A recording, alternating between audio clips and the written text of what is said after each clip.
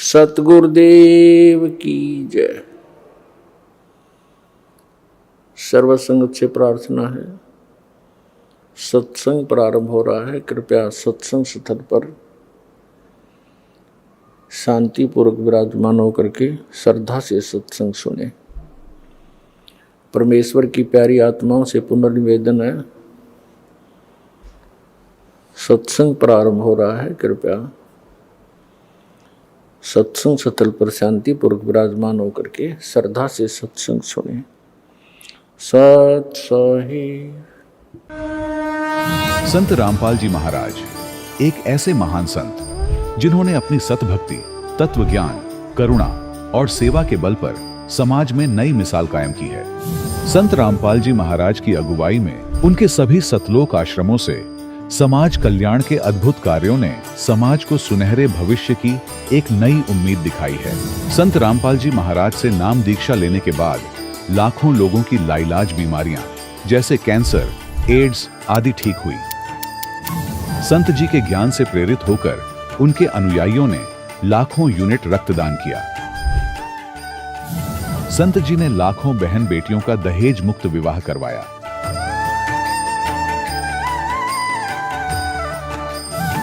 संत जी ने लाखों लोगों का नशा छुड़वाया, करोड़ों उजड़े परिवार बसे। संत जी के आश्रमों में समागम के दौरान निःशुल्क नेत्र चिकित्सा, दंत चिकित्सा प्रदान की जाती है। संत रामपाल जी महाराज द्वारा समय समय पर पर्यावरण संरक्षण के उद्देश्य से बड़े स्तर पर वृक्षारोपण किया जाता है। संत जी ने जरूरतमंदों को तत्काल राहत पहुंचाने के लिए एम्बुलेंस सेवा शुरू की। संत जी अपने अनुयायियों को देहदान के लिए प्रेरित करते हैं, जिससे मानवता की सेवा और चिकित्सा क्षेत्र में सुधार हो सके। संत रामपाल जी महाराज के सभी आश्रमों में हर रोज निःशुल्क भंडारा आयोजित किया जाता है, जहां हर वर्ग, हर जाति और हर धर्म के लोग एक साथ बैठकर भोजन करते हैं।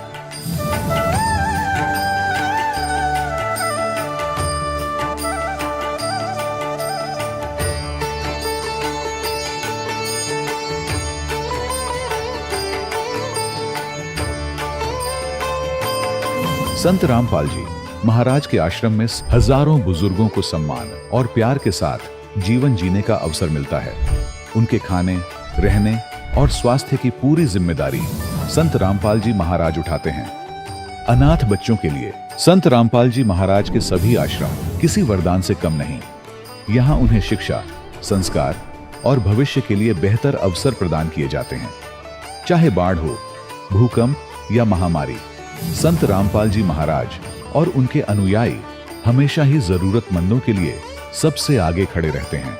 कोविड महामारी के दौरान संत रामपाल जी महाराज के आश्रमों से करोड़ों लोगों के लिए भोजन, दवाइयां और जीवन रक्षक सामग्रियां उपलब्ध कराई गई। चाहे गरीब की मदद हो या किसी शोषित और पीड़ित वर्ग के हक और सम्मान की लड़ाई, संत रामपाल जी महाराज ने हमेशा ही उनकी दबी आवाज को सरकारों तक पहुंचाया है और उन्हें उचित न्याय दिलवाने में अहम भूमिका अदा की है। समाज में आध्यात्मिक और सामाजिक मूल्यों के प्रति जागरूकता लाने में संत रामपाल जी महाराज हर कदम पर मानवता के सच्चे सेवक साबित हुए हैं। संत रामपाल जी महाराज का जीवन हमें सिखाता है कि सच्ची सेवा वही है जो निस्वार्थ भाव से की जाए। आइए हम भी इस महान सेवा के कार्य में इस महान संत से जुड़ें और संत रामपाल जी महाराज से नाम दीक्षा लेकर अपने जीवन को धन्य बनाएं।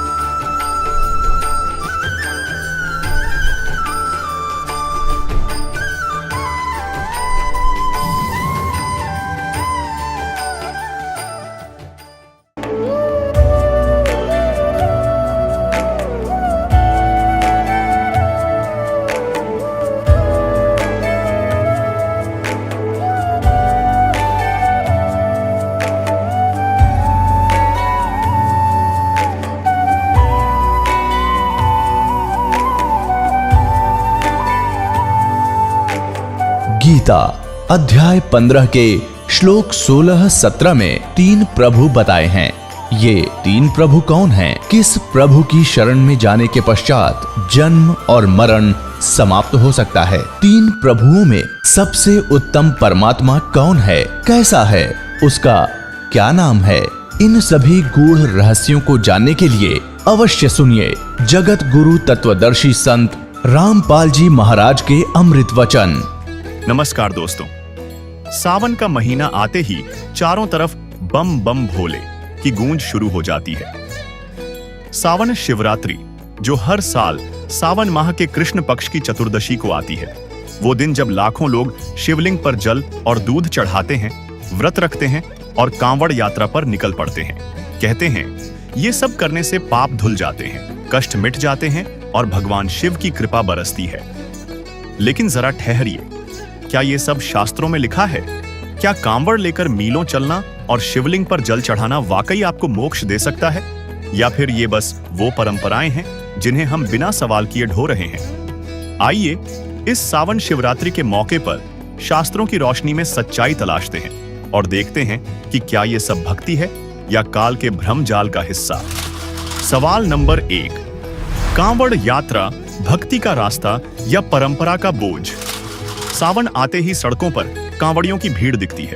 कंधे पर कांवड़, गंगा का जल और हर हर महादेव का नारा। लगता है मानो मोक्ष का टिकट मिल गया। हर साल लाखों लोग हरिद्वार, गंगोत्री या ऋषिकेश से जल लेकर मीलों पैदल चलते हैं ताकि अपने गांव के शिव मंदिर में उसे चढ़ा सकें। लेकिन सवाल यह है, क्या ये वाकई भगवान शिव की कृपा दिलाती है या फिर ये बस एक परंपरा बन गई है? एक लोक मान्यता के मुताबिक जब सागर मंथन हुआ तो उसमें 14 रत्नों के साथ साथ विष भी निकला।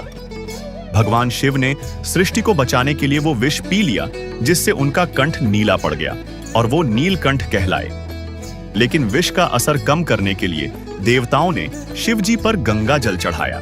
कहते हैं यहीं से कांवड़ यात्रा की शुरुआत हुई। दूसरी मान्यता यह है कि सावन में गंगा जल से शिवलिंग का अभिषेक करने से भक्तों के सारे पाप धुल जाते हैं। लेकिन जरा गीता या वेद खोलकर देखिए, क्या कहीं कांवड़ यात्रा का जिक्र है? नहीं दोस्तों, ये बस लोक मान्यताएं हैं जो सालों से चली आ रही हैं। और हाँ, कांवड़ यात्रा की सच्चाई देखनी हो तो इन वीडियो को देख लीजिए। मेरठ में कांवड़ियों के उपद्रव की खबर आ रही है। मेरठ कैंटोनमेंट हॉस्पिटल के सामने स्कूल बस में कांवड़ियों ने तोड़फोड़ की है। बताया जा रहा है कि हरिद्वार से गाजियाबाद लौट रहे कांवड़ियों के एक जत्थे ने बस से टक्कर के बाद 3 कांवड़िए जब जख्मी हो गए तो अन्य कांवड़िए आक्रोशित हो गए और बस पर हमला बोल दिया। काफी मशक्कत के बाद पुलिस ने मामला शांत कराया।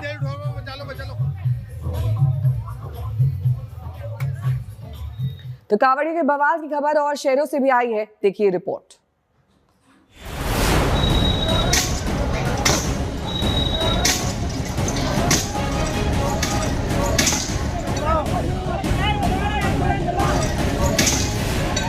तस्वीरें देखिए, शिव भक्तों की आस्था की यात्रा रणभूमि में तब्दील हो गई है। निशाने पर कानपुर के शिवराजपुर का थाना और सांसद में है पुलिसकर्मी की जान।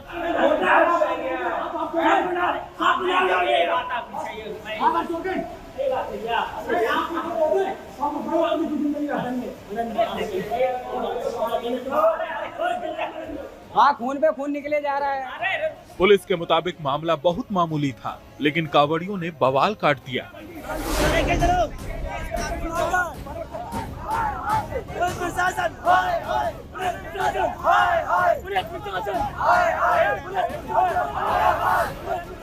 पुलिस के मुताबिक सोमवार तड़के 2 बजे की घटना है, जब औरैया जा रहा एक डाक कांवड़िया गंगा रोड तिराहे पर फिसल कर गिर पड़ा। कांवड़ियों ने आरोप लगाया कि वो पुलिस का डंडा लगने की वजह से गिरा। इसी बात पर गुस्साए कांवड़ियों ने भीड़ प्रबंधन में लगे स्काउट और पुलिस पर हमला कर दिया।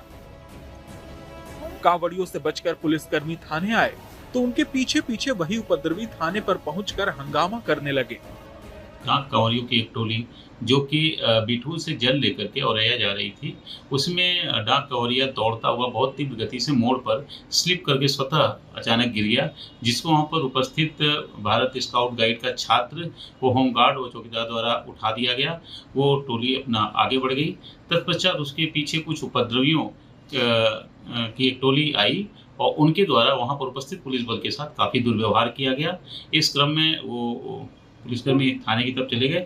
उनके पीछे पुनः वही उपद्रवी और आ करके थाने में काफ़ी हंगामा और तोड़फोड़ किए, जिसके संबंध में उसमें उपद्रवियों में कुछ लोगों को 170 BNSS के तहत पुलिस हिरासत में ले लिया गया। वो उनको जेल भेज दिया गया। पुलिस ने सीसीटीवी फुटेज के आधार पर 20 लोगों के खिलाफ नामजद और करीब 12 अज्ञात लोगों के खिलाफ बवाल, मारपीट और सरकारी संपत्ति को नुकसान पहुंचाने के आरोप में मामला दर्ज किया।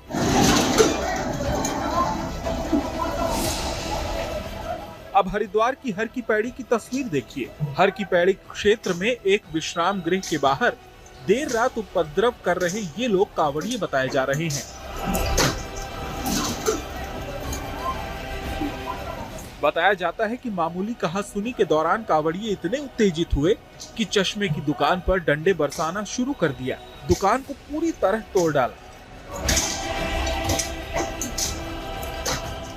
अब यूपी के गाजियाबाद की तस्वीरें देखिए।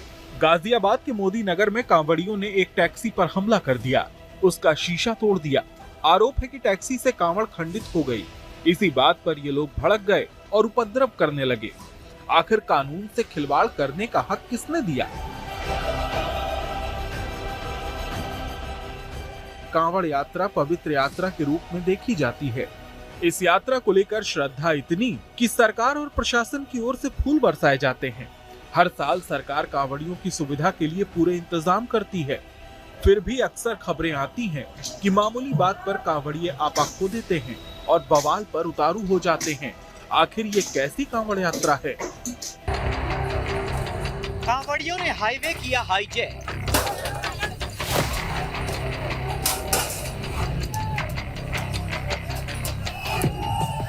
बीच सड़क पर काटा बवाल। वाहनों में तोड़फोड़, श्रद्धालुओं से मारपीट।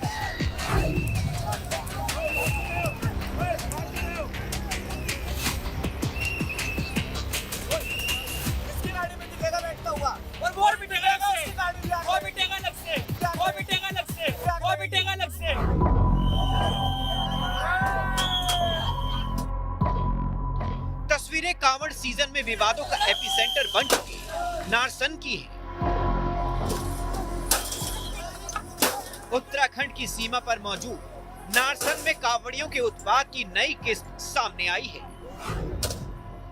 हरिद्वार की तरफ से एक ऑटो आती दिख रही है। कांवड़ियों की भीड़ उस ऑटो की तरफ दौड़ती है, उसे रोकती है। ऑटो में सवार श्रद्धालुओं के साथ मारपीट करने लगती है।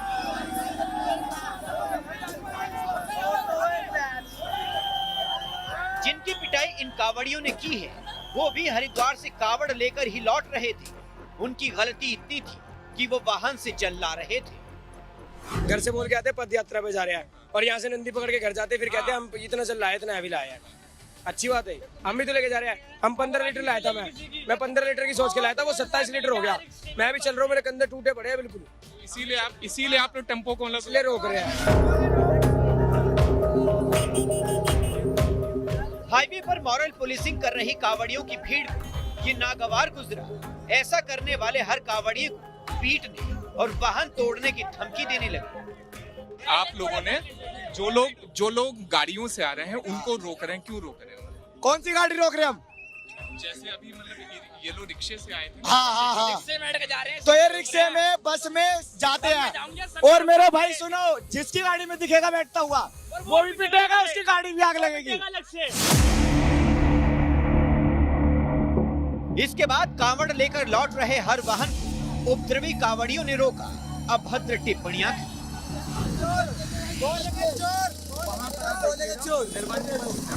कोई इनके हत्थे चढ़ जाता तो उसे वाहन से उतारकर उसके साथ बदसलूकी करते। देखिए किस तरह इस श्रद्धालु से बीच सड़क पर उठक बैठक लगवाई जा रही है। या उठक बैठक करवाई जाए। तो ये स्थिति इस वक्त है यहाँ पर उत्तराखंड यूपी बॉर्डर के अंदर उत्तराखंड की तरफ। ये जो सारी स्थिति दिखा रहे ये उत्तराखंड के भीतर की ये सड़क है। अब ऐसे में बड़ा सवाल यही है उत्तराखंड पुलिस के ऊपर, उत्तराखंड सरकार के ऊपर कि जो लगातार ये दावा करता है कि वो सकुशल कावड़ को आयोजित करवा रहा है, सारी चीजें वो सकुशल कर रहा है। तो ये सकुशलता है। जहां पर कावड़ियों की ये मॉरल पुलिसिंग चल रही है वहां पर कोई पुलिस मौजूद नहीं है। कावड़ी बेखौफ होकर हुड़दंग मचा रही है, श्रद्धालुओं को परेशान कर रही है, जबकि ये उत्तराखंड की सीमा है। बम बम भोले की नारेबाजी की आड़ में जमकर गुंडई हो रही है। वैन की छत पर एक श्रद्धालु बैठा था जो हरिद्वार से कांवड़ का जल ला रहा था। उपद्रवी कांवड़ियों की भीड़ वैन पर चढ़ गई, वैन में तोड़फोड़ मचाने लगी, जबकि अंदर महिला यात्री भी मौजूद थी। गाड़ियों के ऊपर चढ़ चुके हैं, डंडे मार रहे हैं, पैर से मार रहे हैं, कुछ लोग रोक रहे हैं। महिलाएं बैठी हैं अंदर, देखिए आप, महिलाएं बैठी हैं, लेकिन उसके बावजूद ये स्थिति है। ये देखिए यहाँ पर कांच गिरी पड़ी है। जिनके साथ आस्था के नाम पर ये गुंडई हो रही है वो भी श्रद्धालु है। हर कोई अपनी क्षमता और श्रद्धा के हिसाब से कांवड़ लेकर जा रहा है। उपद्रवी कांवड़ियों को सड़क पर मारपीट का अधिकार किसने दिया? पश्चिम उत्तर प्रदेश के मेरठ से लेंगे खबर, जहां कांवड़ियों के उत्पात का वीडियो सोशल मीडिया पर वायरल हो गया, जिसमें कांवड़िये पुलिस के सामने स्कूल बस में तोड़फोड़ करते हुए आप देखिए कैसे नजर आ रहे होंगे। सावन की शुरुआत होते ही उत्तर भारत में कांवड़ यात्रा का धार्मिक उत्साह चरम पर है, लेकिन इस बार श्रद्धा और उपद्रव के बीच की रेखा कई जगह धुंधली होती दिख रही है।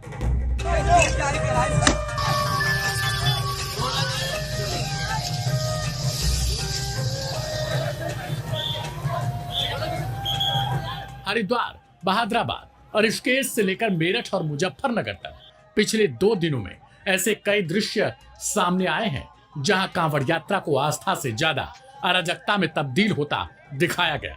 सबसे बड़ा मामला हरिद्वार के बहादुराबाद टोल प्लाजा से सामने आया, जहां एक रोडवेज बस के मामूली टक्कर के बाद कांवड़ियों ने जमकर तोड़फोड़ की, पथराव शुरू कर दिया। पुलिस की मौजूदगी के बावजूद दर्जनों वाहन क्षतिग्रस्त कर दिए गए। इस घटना में एक सब इंस्पेक्टर घायल हो गया और घंटों तक नेशनल हाईवे बाधित रहा। पुलिस ने तत्काल कार्रवाई करते हुए 2 उपद्रवी कांवड़ियों को गिरफ्तार किया है, लेकिन सीसीटीवी फुटेज के आधार पर और आरोपियों की पहचान की जा रही है।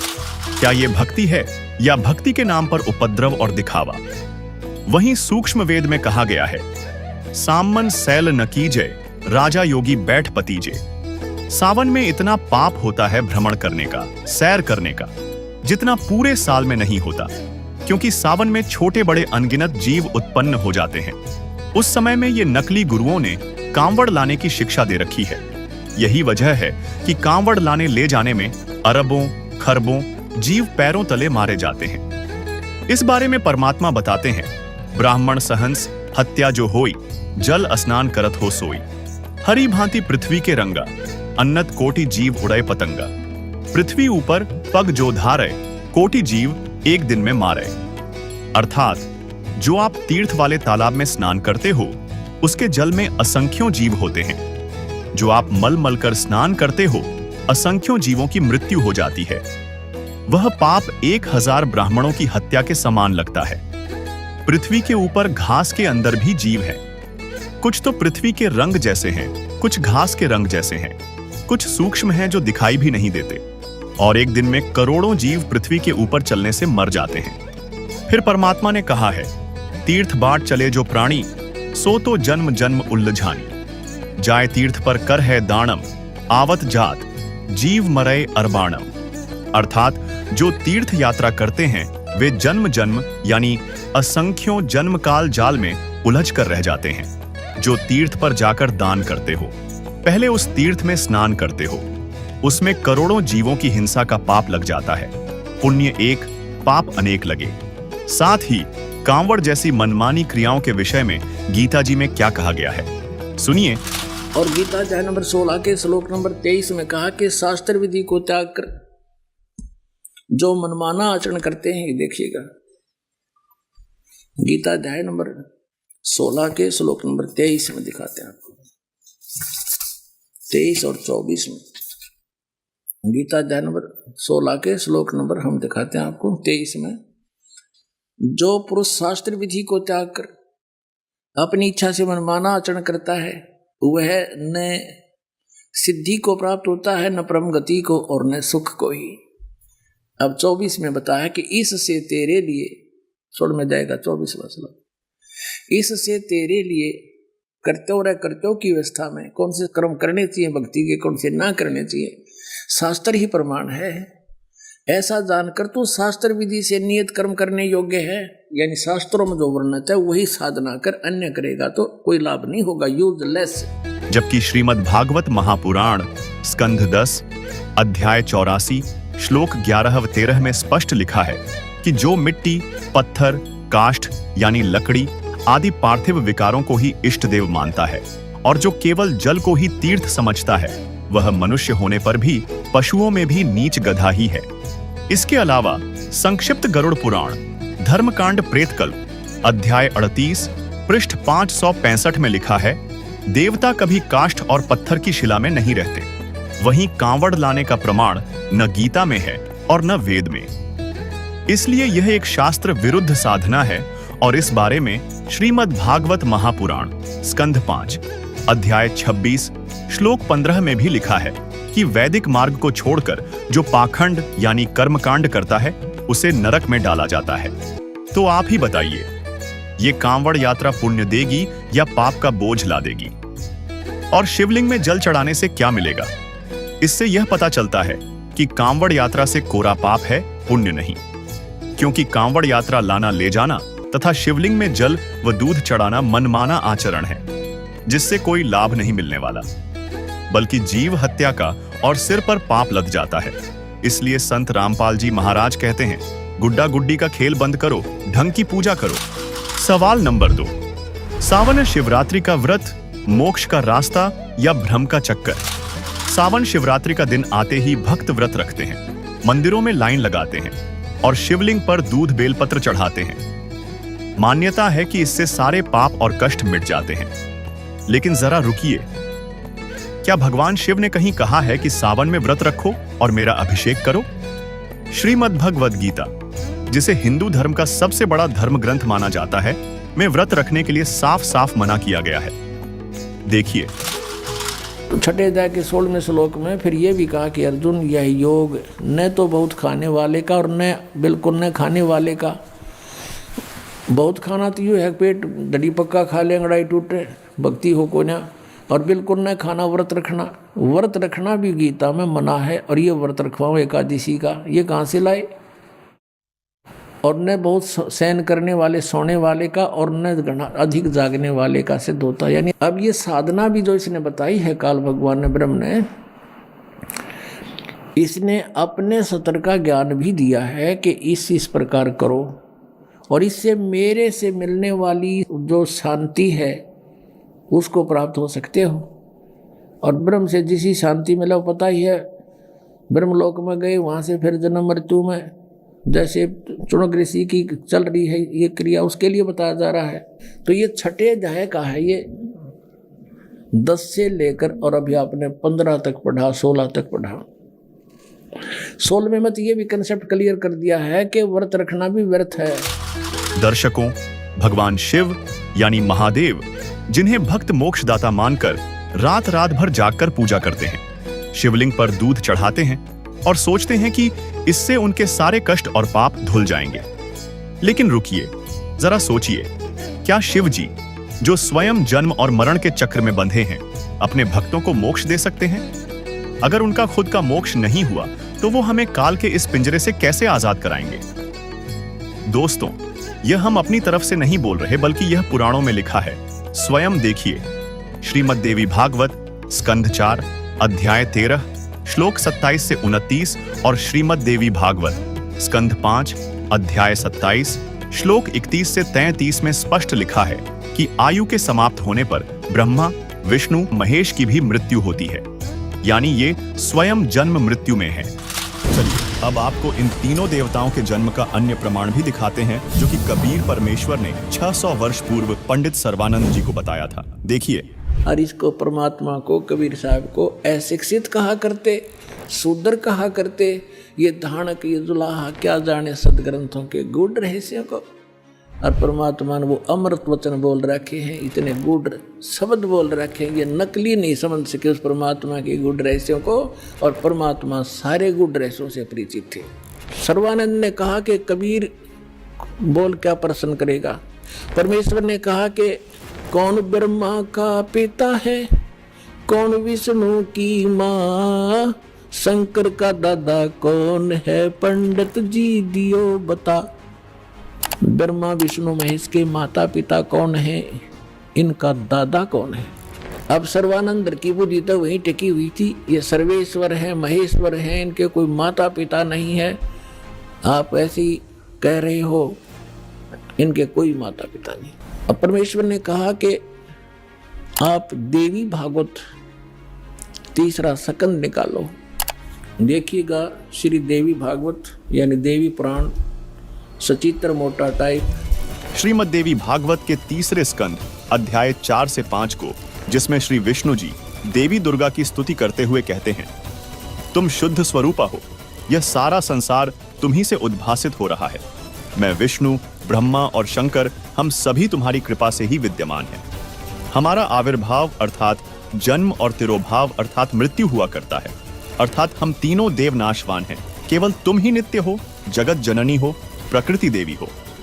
दर्शकों, यहाँ प्रकृति शब्द याद रखिएगा, क्योंकि दुर्गा जी को ही प्रकृति कहा जाता है।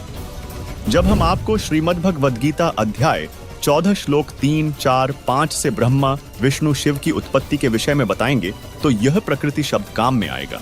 दर्शकों, श्रीमद् देवी भागवत के इसी लेख में आगे भगवान शंकर बोले, देवी, यदि महाभाग विष्णु तुम्ही से प्रकट हुए हैं, तो उनके बाद उत्पन्न होने वाले ब्रह्मा भी तुम्हारे ही बालक हुए।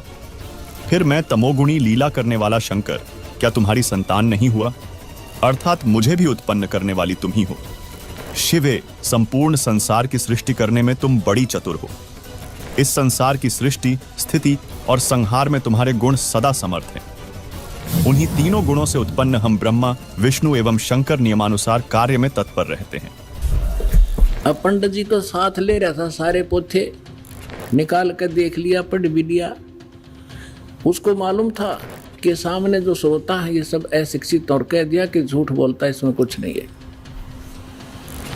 परमेश्वर ने कहा कि रुद्र संहिता के अंदर देखिएगा, ब्रह्मा, विष्णु और शिव जी की उत्पत्ति दिखाते हैं आपको, आप देखिएगा। तो उसने देखा जो मालिक ने बताया।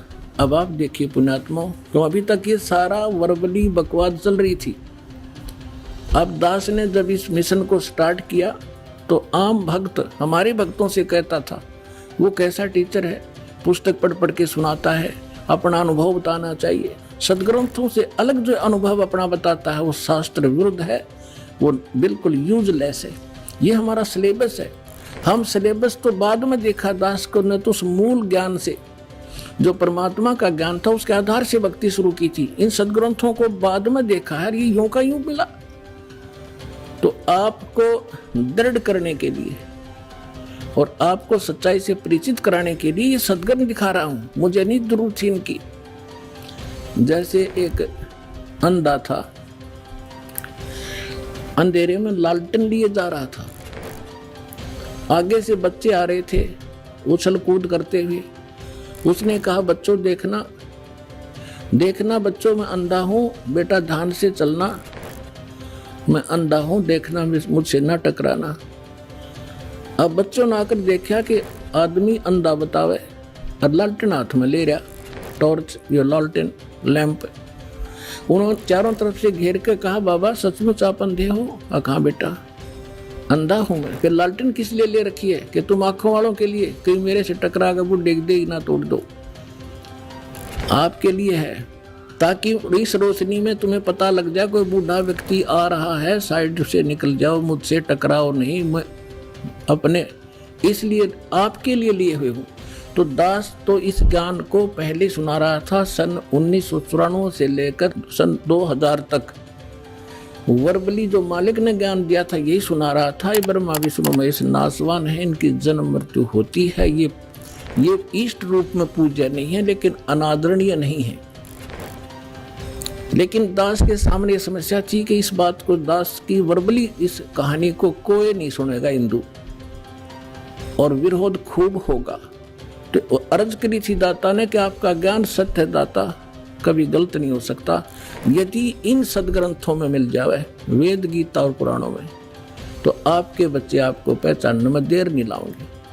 ऐसी प्रेरणा की परमात्मा ने 2001 में गीता उठा के देखी, जो का तू ज्ञान पाया, क्योंकि परमात्मा ने कहा था अपनी वाणी में कि वेद मेरा भेद है, मैं ना मिलूं वेदन के माही, पर जौन वेद से मैं मिलूं वो वेद जानते रहे। तो इसके आधार से जब सब सदग्रंथ देखे तो जो का तो ज्ञान मिला। ओए होए, तीन देव की जो करते भक्ति, उनकी कदे ना होवे मुक्ति। और परमात्मा कहा करते, धर्मदास ये जग बौराना, कोई न जाने पद निर्वाणा। यही कारण मैं कथा पसारा, जग से कोई ये इकराम नियारा। अब मैं तुमसे कहूँ चताई, तेरे देवन की उत्पत्ति भाई। माँ अष्टंगी पिता निरंजन, ये जमदारुण वंशन अंजन। तीन पुत्र अष्टंगी जाए, ब्रह्मा विष्णु शिव नाम धराए। 600 वर्ष पहले भगवान उस सूक्ष्म वेद में ये अमृत ज्ञान बता गए थे, लेकिन उस समय इतना विरोध किया था इन नकली संतों मंडलेश्वरों ने, परमात्मा के साथ कहर तो ले थे। वो सारी लीला धीरे धीरे सुनाएंगे आपको। आज वही ज्ञान हमारे पुराण बता रहे हैं कि ब्रह्मा विष्णु महेश के माता पिता हैं, दुर्गा इनकी माता है, ये ज्योत स्वरूपी निरंजन ये काल इनका पिता है। और ये भगवान 600 वर्ष पहले बताया करते, क्योंकि वो तो दादा है इनके। दादा तो बाप की भी डेट ऑफ बर्थ बता और पोतिया की भी बता दे, तो पहले बता कर जा रहे थे।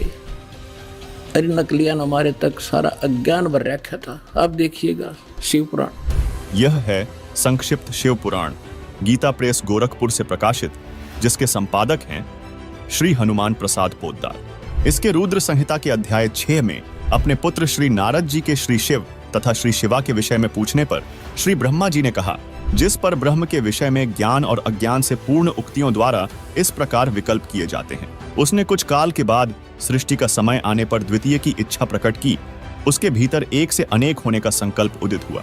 तब उस निराकार परमात्मा ने अपनी लीला शक्ति से अपने लिए मूर्ति आकार की कल्पना की। जो मूर्ति रहित परम ब्रह्म है, उसी की मूर्ति भगवान सदाशिव है। अर्वाचीन और प्राचीन विद्वान उन्हीं को ईश्वर कहते हैं। अपने आत्माओं, ये कौन है? सदाशिव ये काल है, और ये इसने प्रतिज्ञा कर रखी है कि मैं कभी किसी के सामने अपने काल रूप में, ओरिजिनल रूप में नहीं आऊंगा। जो श्री कृष्ण के अंदर से निकल कर इसने अर्जुन को दिखाया था भयंकर रूप, वो है इसका असली रूप। तो ये क्या करता है, अपने पुत्र किसी को ब्रह्मा के रूप में दर्शन देता है, किसी को शिव के रूप में, किसी को विष्णु के रूप में। तो यहाँ ये काल के विषय में ब्रह्मा जानकार नहीं है। ये कौन है? कहते वो निराकार था, फिर साकार बन गया सदाशिव। अब देखो सदाशिव कौन है? भगवान सदाशिव है वो मूर्ति। अर्वाचीन और प्राचीन विद्वान उन्हीं को ईश्वर कहते हैं। उस समय एकाकी रहकर स्वेच्छा अनुसार विहार करने वाले उस सदाशिव ने अपने विग्रह माने शरीर से स्वयं ही एक स्वरूप भूता शक्ति यानी दुर्गा की सृष्टि की, एक स्त्री की सृष्टि की, जो उनके अपने श्रेयंग से कभी अलग होने वाली नहीं थी।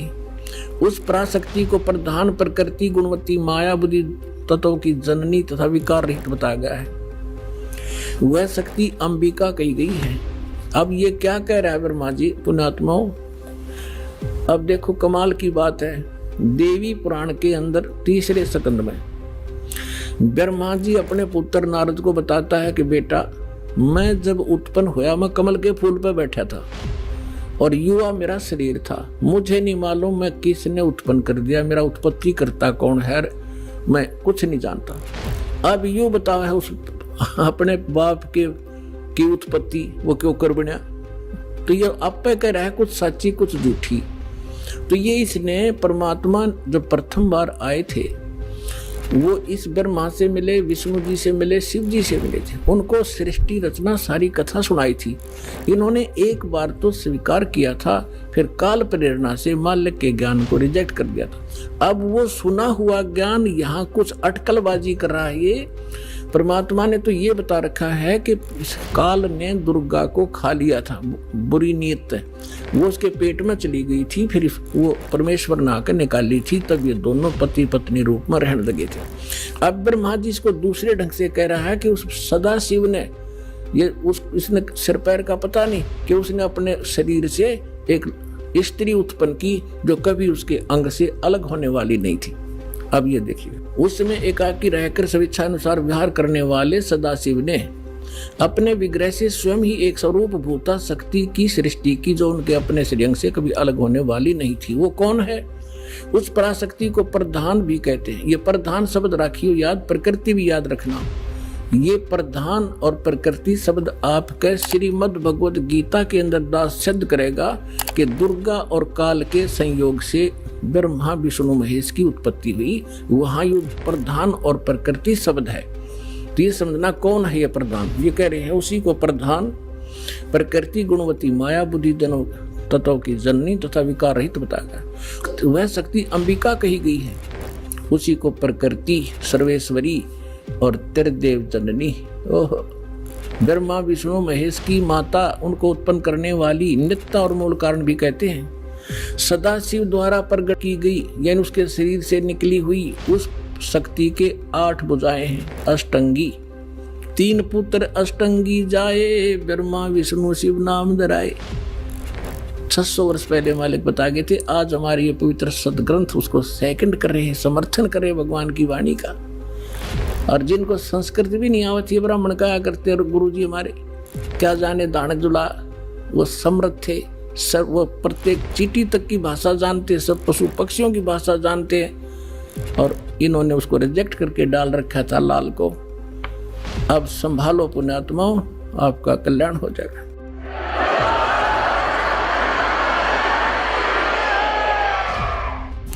नाना प्रकार के आभूषण उसके श्री अंगों की शोभा बढ़ाते हैं। वह देवी नाना प्रकार की गतियों से संपन्न है और अनेक प्रकार के अस्त्र शस्त्र धारण करती है। एकाकिनी होकर वह माया संयोग वसात अनेक हो जाती है। वे जो सदाशिव हैं उन्हें परम पुरुष ईश्वर शिव शंभु और महेश्वर कहते हैं। यहाँ देखिएगा, अब 101 पृष्ठ पर आ गए हम। रुद्र संहिता। वे अपने सारे अंगों में भस्म रमाए रहते हैं। उन काल रूपी ब्रह्म ने, इसको काल कहो, ब्रह्म कहो, सदाशिव कहो, उन काल रूपी ब्रह्म ने एक ही समय शक्ति के शक्ति के साथ शिवलोक नामक क्षेत्र का निर्माण किया था। उस उत्तम क्षेत्र को काशी कहते हैं। वह परम निर्वाण व मोक्ष स्थान है जो सबके ऊपर विराजमान है। वे प्रिय और प्रियतम, वो पति पत्नी रूप में शक्ति और शिव, दुर्गा और काल जो परमानंद स्वरूप है, उस मनोरम क्षेत्र में नित्य निवास करते हैं। शिव और शिवा ने, काल और दुर्गा ने प्रलय काल में भी उस क्षेत्र को अपने सानिध्य से मुक्त नहीं किया। अब यहाँ देखना, देवर्षि एक समय उस आनंद वन में रमण करते हुए शिवा और शिव के मन में यह इच्छा हुई कि किसी दूसरे पुरुष की भी सृष्टि करनी चाहिए, जिस पर यह सृष्टि संचालन का महान भार रखकर हम दोनों केवल काशी में रहकर इच्छानुसार विचरें और निर्वाण धारण करें। ऐसा निश्चय करके शक्ति सहित सर्वव्यापी परमेश्वर शिव ने अपने वाम भाग के 10वें अंग पर अमृत मल दिया। फिर तो वहां से एक पुरुष प्रकट हुआ जिसका नाम विष्णु रखा। फिर रुद्र संहिता के अध्याय 7 पर ब्रह्मा जी ने कहा कि तत्पश्चात कल्याणकारी परमेश्वर साम सदाशिव ने पूर्ववत प्रयत्न करके मुझे अपने दाहिने अंग से उत्पन्न किया। दर्शकों, शिव पुराण के इस प्रमाण से यह तो सिद्ध हो गया कि ब्रह्मा और विष्णु की उत्पत्ति दुर्गा और शिव अर्थात काल रूपी ब्रह्म से हुई। लेकिन तत्व ज्ञान न होने के कारण यहाँ यह अनुवादकर्ता विचलित हो गया कि शिव से शिव की उत्पत्ति कैसे लिखूं। इसमें तो लिखा हुआ है, जिसके कारण उसने यहाँ शिव से शिव की उत्पत्ति नहीं लिखा, जबकि यह सदाशिव यानी काल रूपी ब्रह्म तमोगुण शिव से अलग है, जिसका प्रमाण इसी शिव पुराण के विद्यवेश्वर संहिता अध्याय 10 में है, जिसमें ब्रह्मा और विष्णु ने पूछा, प्रभो, सृष्टि आदि 5 कृत्यों के लक्षण क्या हैं? ये हम दोनों को बताइए। भगवान शिव बोले, मेरे कर्तव्यों को समझना अत्यंत गहन है, तथापि मैं कृपापूर्वक तुम्हें उनके विषय में बता रहा हूं। ब्रह्मा और अच्युत, सृष्टि, पालन, संहार, तिरोभाव और अनुग्रह, ये 5 ही मेरे जगत संबंधी कार्य हैं जो नित्य सिद्ध हैं। संसार की रचना का जो आरंभ है उसी को सर्ग या सृष्टि कहते हैं। पुत्रों, तुम दोनों ने तपस्या करके प्रसन्न हुए मुझ परमेश्वर से सृष्टि और स्थिति नामक 2 कृत्य प्राप्त किए हैं। ये दोनों तुम्हें बहुत प्रिय हैं। इसी प्रकार मेरी विभूति स्वरूप रुद्र और महेश्वर ने 2 अन्य उत्तम कृत्य, संहार और तिरोभाव, मुझसे प्राप्त किए हैं। परंतु अनुग्रह नामक कृत्य दूसरा कोई नहीं पा सकता। रुद्र और महेश्वर अपने कर्म को भूले नहीं हैं, इसलिए मैंने उनके लिए अपनी समानता प्रदान की है। वे रूप, वेश, कृत्य, वाहन, आसन और आयुध आदि में मेरे समान ही हैं। ये 5वां कौन है? ये 4 तो ब्रह्मा, विष्णु, महेश और रुद्र हो गए। इस महेश का, इसी का एक शकल है रुद्र, और वो 11 रुद्रों का कंट्रोलर है। वो रुद्र, वो अलग है, और ये ब्रह्मा, विष्णु, महेश ये अलग है। तो ये 5वां जो बोल रहा है, यू है काल दुर्गा का पति कि 3 पुत्र अष्टंगी जाए, ब्रह्मा विष्णु शिव नाम धराए। और 3 देव की जो करते भक्ति, उनकी को देना हो वह मुक्ति। गुण तीनों की भक्ति में ये भूल पड़ो संसारे, कहे कबीर निज नाम बिना कैसे उतरो पार। दर्शकों, अभी आपने श्रीमद् देवी भागवत और शिव पुराण में देखा इन तीनों देवताओं की उत्पत्ति को। चलिए अब आपको इसी का प्रमाण पवित्र श्रीमद् भगवद गीता जी में दिखाते हैं, जिसे ये नकली धर्मगुरु कथावाचक भी शिरोधार्य मानते हैं। दर्शकों, गीता से इस रहस्य को जानने से पहले एक बार पवित्र शास्त्रों की झलक पुनः देख लेते हैं। उसके बाद गीता से प्रमाण देखने का अलग ही आनंद आएगा। देखिए। अब देखिएगा शिव पुराण, ये संक्षिप्त शिव पुराण सचित्र मोटा टाइप केवल हिंदी गीता प्रेस गोरखपुर से प्रकाशित है। इसके संपादक कौन है?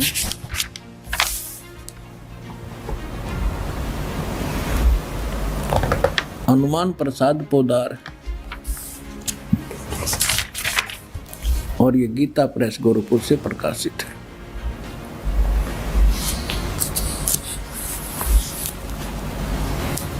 ये देखिएगा, ये है रुद्र संहिता, और यहाँ अध्याय नंबर 5 हम यहाँ पर पढ़ेंगे थोड़ा सा।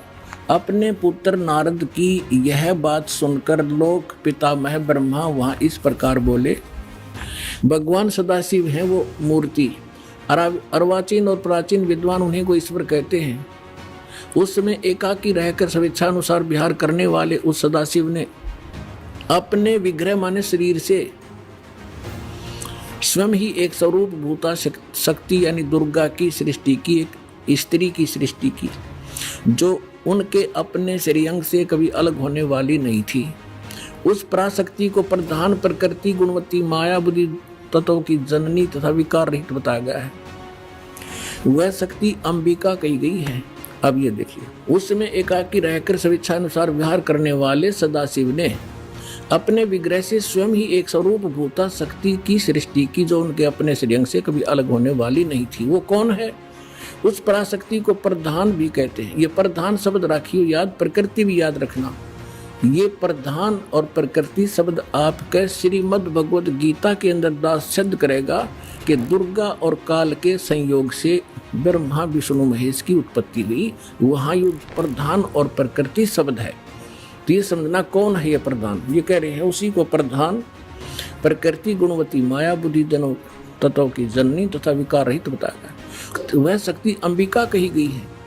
उसी को प्रकृति सर्वेश्वरी और त्रिदेव जननी, ओह, ब्रह्मा विष्णु महेश की माता, उनको उत्पन्न करने वाली नित्य और मूल कारण भी कहते हैं। सदाशिव द्वारा प्रकट की गई यानी उसके शरीर से निकली हुई उस शक्ति के 8 भुजाएं हैं अष्टंगी। 3 पुत्र अष्टंगी जाए, ब्रह्मा विष्णु शिव नाम धराए। 600 वर्ष पहले मालिक बता गए थे। आज हमारे ये पवित्र सदग्रंथ उसको सेकंड कर रहे हैं, समर्थन कर रहे हैं भगवान की वाणी का। और जिनको संस्कृत भी नहीं आवती है ब्राह्मण कहा करते और गुरु जी हमारे क्या जाने दाने दुला, वो समृद्ध थे, सब वो प्रत्येक चींटी तक की भाषा जानते, सब पशु पक्षियों की भाषा जानते हैं, और इन्होंने उसको रिजेक्ट करके डाल रखा था लाल को। अब संभालो पुण्यात्माओं, आपका कल्याण हो जाएगा। दर्शकों, ब्रह्मा, विष्णु, महेश यानी रजगुण, सतगुण, तमगुण के विषय में इन पवित्र ग्रंथों से एक झलक देखी। अब देखते हैं श्रीमद् भगवत गीता से तीनों देवों की उत्पत्ति का प्रमाण। अब आपको श्रीमद् भगवत गीता से प्रमाणित करते हैं ब्रह्मा, विष्णु, महेश की उत्पत्ति। ये श्रीमद् भगवत गीता और गीता प्रेस गोरखपुर से प्रकाशित है। जयदयाल गोविंद इसके अनुवादक हैं। ये अध्याय नंबर 14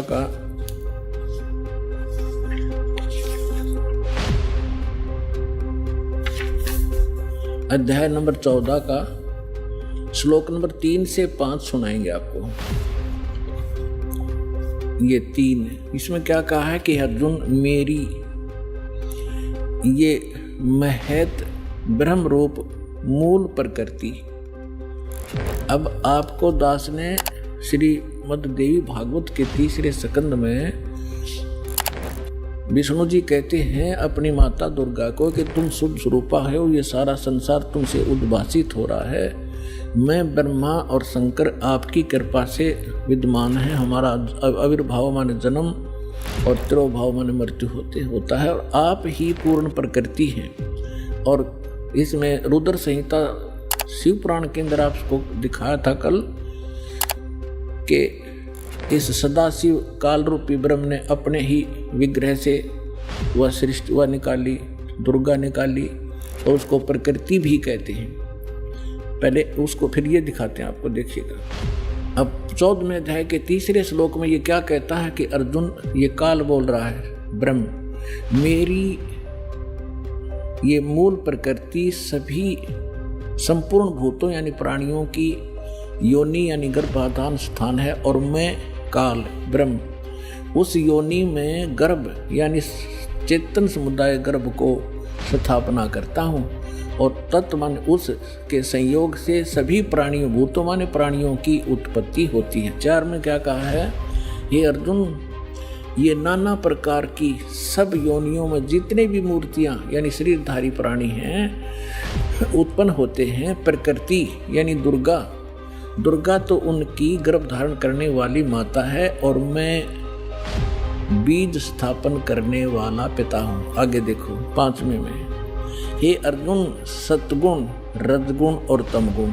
सतगुण विष्णु, रजगुण ब्रह्मा, तमगुण शिव जी, ये प्रकृति से उत्पन्न दुर्गा से उत्पन्न, और तीनों गुण रजगुण ब्रह्मा, सतगुण विष्णु, तमगुण शिव जी अविनाशी जीवात्मा को शरीर में फंसाए रखते हैं, बांधे रखते हैं कर्मा के अनुसार। अब हमने यहाँ से इतना ही लेना। दर्शकों, अभी हमने हिंदू धर्म के सर्व पवित्र शास्त्रों से ब्रह्मा, विष्णु, महेश की उत्पत्ति के बारे में जाना। सवाल नंबर 3, क्या ओम नमः शिवाय शिव जी का पंचाक्षरी मंत्र है तथा शिव जी के साधकों को गीता जी में क्या कहा गया है? भगवान शिव के साधकों की उपलब्धियों की जानकारी जानने से पहले आपको यह जानना बेहद जरूरी है कि 3 गुण क्या हैं। तभी आपको गीता का वह रहस्य युक्त ज्ञान समझ में आएगा जिसे संत रामपाल जी के अतिरिक्त किसी ने भी आज तक नहीं बताया। ये 3 गुण कौन है? रजगुण ब्रह्मा, सतगुण विष्णु, तमगुण शिव जी। ये देखिएगा मार्कंडेय पुराण। गीता प्रेस गोरखपुर से प्रकाशित संक्षिप्त मार्कंडेय पुराण के अध्याय 25 में लिखा है कि रजोगुण प्रधान ब्रह्मा, तमोगुण प्रधान रुद्र यानी शिव और सत्व प्रधान यानी सतोगुण प्रधान विश्वपालक विष्णु हैं। ये ही 3 देवता हैं और ये ही 3 गुण हैं। और थोड़ा सा पक्का कर दूं, ये देखिएगा, ये है श्रीमद् देवी भागवत। देखिए, खेमराज श्री कृष्ण दास प्रकाशन, बंबई से प्रकाशित श्रीमद् देवी भागवत भाग 1 के 3रे स्कंध के अध्याय 5 श्लोक 8 में भगवान शंकर बोले, हे मात, यदि हमारे ऊपर आप दयायुक्त हो तो मुझे तमोगुण क्यों बनाया? कमल से उत्पन्न ब्रह्मा को रजोगुण किस लिए बनाया तथा विष्णु को सतगुण क्यों बनाया? दर्शकों, नीचे संस्कृत को भी देखें जिसमें स्पष्ट लिखा है, यदि दयार्द्रमणा न सदामबिके कथमहं विहितः च तमोगुणः कमल जश्च रजोगुण संभव सुविहितः किमु सत्वगुणो हरे। इति सिद्धम रजगुण ब्रह्मा सतगुण विष्णु तमगुण शिव जी। दर्शकों, मार्कंडेय पुराण और श्रीमद्देवी भागवत के इस उल्लेख से यह स्पष्ट होता है कि 3 गुण यानी रजगुण ब्रह्मा जी, सतगुण विष्णु जी और तमगुण शिव जी हैं। दोस्तों, अभी आपने अपने पुराणों में देखा कि रजगुण ब्रह्मा, सतगुण विष्णु और तमगुण शिव हैं। अब जानते हैं तीनों गुणों की पूजा करने वाले साधकों को गीता ज्ञानदाता ने क्या कहा है। अब ये दास आपको पवित्र श्रीमद् भगवत गीता के अंदर दिखाएगा। गुण तीनों की भक्ति में ये भूल पड़ो संसार, कह कबीर निज नाम बिना कैसे उतरो पार। 3 देव की जो करते भक्ति, उनकी कदे ना होवे मुक्ति। तभी तो हमारे सारे पूर्वज भूत बनवा दिए नज्ञानिया ने, और फिर हमारे से श्राद्ध कटवाओ, तुम्हारे पिताजी स्वर्ग में भूखे हैं। नकलियो, स्वर्ग में जब कुछ है ही नहीं, वो स्वर्ग कहाँ हो गया जिसमें भूखे मरे हमारे पूर्वज। बोला स्वर्ग भेज दिए, गति कर दी उनकी, सारे क्रियाक्रम करे पाछे, और फिर न कहो भूखे हैं उनको ये दान करो। किसा मूर्ख बना रखा था इन्हें। अब ये देखिएगा श्रीमद् भगवत गीता अध्याय नंबर 7 का जयदयाल गोविंद का इसके अनुवादक हैं, गीता प्रेस गोरखपुर से ये छपी है। ये देखिएगा अध्याय नंबर 7 के 1, 2, 3 में गीता ज्ञानदाता कहता है कि अर्जुन, अब ऐसा ज्ञान बताने जा रहा हूँ जिसको जानने के बाद कुछ भी जानना शेष नहीं रहेगा। देखना, अथ सप्तमोध्याय 7वां अध्याय प्रारंभ। श्री भगवान उवाच, इसमें कितना भी श्री कृष्ण उवाच नहीं है, भगवान उवाच। ये आप देख रहे हो सामने। अरे के कृष्ण जी ने बोली, हे पार्थ, अनन्य प्रेम से मुझ में आसक्त चित्त मेरे प्राण होकर तथा अनन्य भाव से मेरे प्राण होकर योग में लगा हुआ, जिस प्रकार से संपूर्ण विभूति बल ऐश्वर्य आदि गुणों से संपन्न सबके आत्म रूप मुझको संशय रहित जानेगा, उसको सुन। कहते तू मुझे अच्छी तरह समझ जाएगा, वो ज्ञान बताता हूँ। साथ में देगा दूसरा श्लोक, मैं तेरे लिए इस विज्ञान से तत्व ज्ञान को संपूर्णता कहूँगा, जिसको जानकर संसार में फिर कुछ भी जानने योग्य शेष नहीं रह जाता। अध्याय नंबर 7 के और श्लोक नंबर 12 पे, क्योंकि ताज़ा ताज़ा सिद्ध हुआ है कि रजगुण ब्रह्मा है, सतगुण विष्णु, तमगुण शिव जी, ये याद रखना। अब ये गीता ज्ञान दाता ब्रह्म है, काल है, और ये कह रहा है कि और भी जो सतगुण से उत्पन्न होने वाले भाव हैं, सतोगुण यानी विष्णु से सतिथि, और जो रजगुण से तथा तमगुण से, रजगुण ब्रह्मा जी से उत्पत्ति, तमोगुण से संहार शंकर जी से, तमगुण शंकर से संहार होने वाले भाव हैं, उन सबको मुझसे ही होने वाले हैं ऐसा जान, परंतु वास्तव में उनमें मैं और वे मुझ में नहीं है। अब पुण्यात्माओं, इस काल भगवान को 1,00,000 मानव शरीरधारी प्राणियों के शरीर से निकले गंध को खाने का श्राप लगा हुआ, जिस कारण से इसने अपने तीनों पुत्रों को ये यहाँ की व्यवस्था दे रखी है कि ब्रह्मा जी रजोगुण है, जिसके प्रभाव से हम संतानों उत्पत्ति करते हैं सभी प्राणी विवश होकर के, जीव के बस की नहीं। और सतोगुण श्री विष्णु जी के सतोगुण के प्रभाव से हम एक दूसरे में जकड़े हुए हैं, हमारे अंदर इतनी ममता भर रखी है, हमारे बस का नहीं से दूर हो सके। और तीसरा जो संहार करता है शंकर भगवान, ये भी काल का पुत्र है। तो इन तीनों से ये कहता है कि जो रजगुण से होता है वो ब्रह्मा जी से उत्पत्ति, और विष्णु जी से स्थिति, और शिव जी से संहार, जो कुछ भी हो रहा है इसका निमित्त कारण तो मैं ही हूँ, पर मैं इनके सामने नहीं आता, इनसे अलग रहता हूँ। अब आगे चलते हैं, देखिएगा अध्याय नंबर 7 और श्लोक नंबर आपने 12 पढ़ लिया। और भी जो सतोगुण से उत्पन्न होने वाले भाव हैं, यानी सतिथि, और रजोगुण जो ब्रह्मा से सृष्टि उत्पत्ति, और तमोगुण शंकर से जो संहार होता है, उन सब को मुझसे ही होने वाले हैं ऐसा ही जान, परंतु वास्तव में इनमें मैं और वे मुझ में नहीं है, इनसे बाहर है ये। अब 13वें में कहा है कि गुणों के कार्य रूप सात्विक, राजस और तामस, इन तीनों प्रकार के भाव से, यानी इन्हीं के ऊपर आसक्त ये सारा संसार प्राणी समुदाय मोहित हो रहा है, इन तक सीमित है, ब्रह्मा विष्णु महेश तक। इन तीनों गुणों से, रजगुण ब्रह्मा, सद्गुण विष्णु, तमगुण शिव जी से परे मुझ अविनाशी को नहीं जानता। ये कहते हैं इनसे ऊपर हूं मैं, अलग हूं। अब आगे देखो, अब 14 में कमाल कर दिया, श्लोक नंबर 14 7वें अध्याय का। क्योंकि यह अलौकिक अर्थात अति अद्भुत त्रिगुणमयी मेरी माया, रजगुण ब्रह्मा, सतगुण विष्णु, तमगुण शिव जी के द्वारा फैलाया गया ये जाल, ये बड़ी दुस्तर है, बड़ा खतरनाक है। जो पुरुष केवल मुझको निरंतर भजते हैं वे इस माया को ब्रह्मा विष्णु महेश से ऊपर उठ जाते हैं, उल्लंघन कर जाते हैं। यानी जो ब्रह्म से लाभ होता है वो ब्रह्मा विष्णु महेश के लाभ से अधिक स्वर्ग प्राप्ति होती है। अब यहाँ कहते हैं 15वें श्लोक में कमाल कर दिया, 7वें अध्याय के गीता जी में, माया के द्वारा जिनका ज्ञान हरा जा चुका है, रजगुण ब्रह्मा, सतगुण विष्णु और तमगुण शिव जी रूपी इस त्रिगुणमयी माया द्वारा जिनका ज्ञान हरा जा चुका है, जो केवल इन्हीं की भक्ति तक सीमित है, इनसे आगे किसी की सुनना नहीं चाहते। आसुर स्वभाव, राक्षस स्वभाव को धारण किए मनुष्यों में नीच और दूषित कर्म करने वाले मूढ़ लोग, मूर्ख, माम न प्रपदन्ते, मुझको नहीं भजते।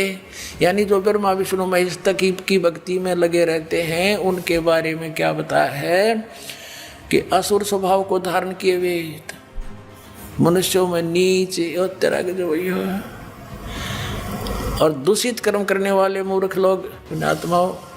परमात्मा ने 600 वर्ष पहले कहा था, 3 देव की जो करते भक्ति उनकी कदे ना होए मुक्ति। और गीता जी ने इनको क्या संज्ञा दे दी आपके समक्ष है। दर्शकों, गीता अध्याय 7 श्लोक 12 से 15 में तीनों गुणों के उपासकों को राक्षस स्वभाव के मनुष्यों में नीच दूषित कर्म करने वाले मूर्ख क्यों कहा गया है। सुनिए रजोगुण ब्रह्मा जी के उपासक हिरण्यकशिपु के विषय में। रजोगुण का उपासक था ब्रह्मा जी का कौन? हिरण्यकशिपु। भगत बनकर श्रद्धा से खूब तपस्या करी, वर मांग लिए, सुबह मरू ना, शाम मरू, रात मरू ना, दिन मरू, फलान मरू ना, धकड़ मरू। कह दिया तथास्तु। फिर उसने सोची हल्दी की गांठ मिल गई, तू पंसारी हो गया, भगवान बन गया, सब ने नू कहा मेरा नाम लो, विष्णु का नाम मत ले लियो, अपना नाम जपाओ, नक्षपू करो। अरे मूर्ख।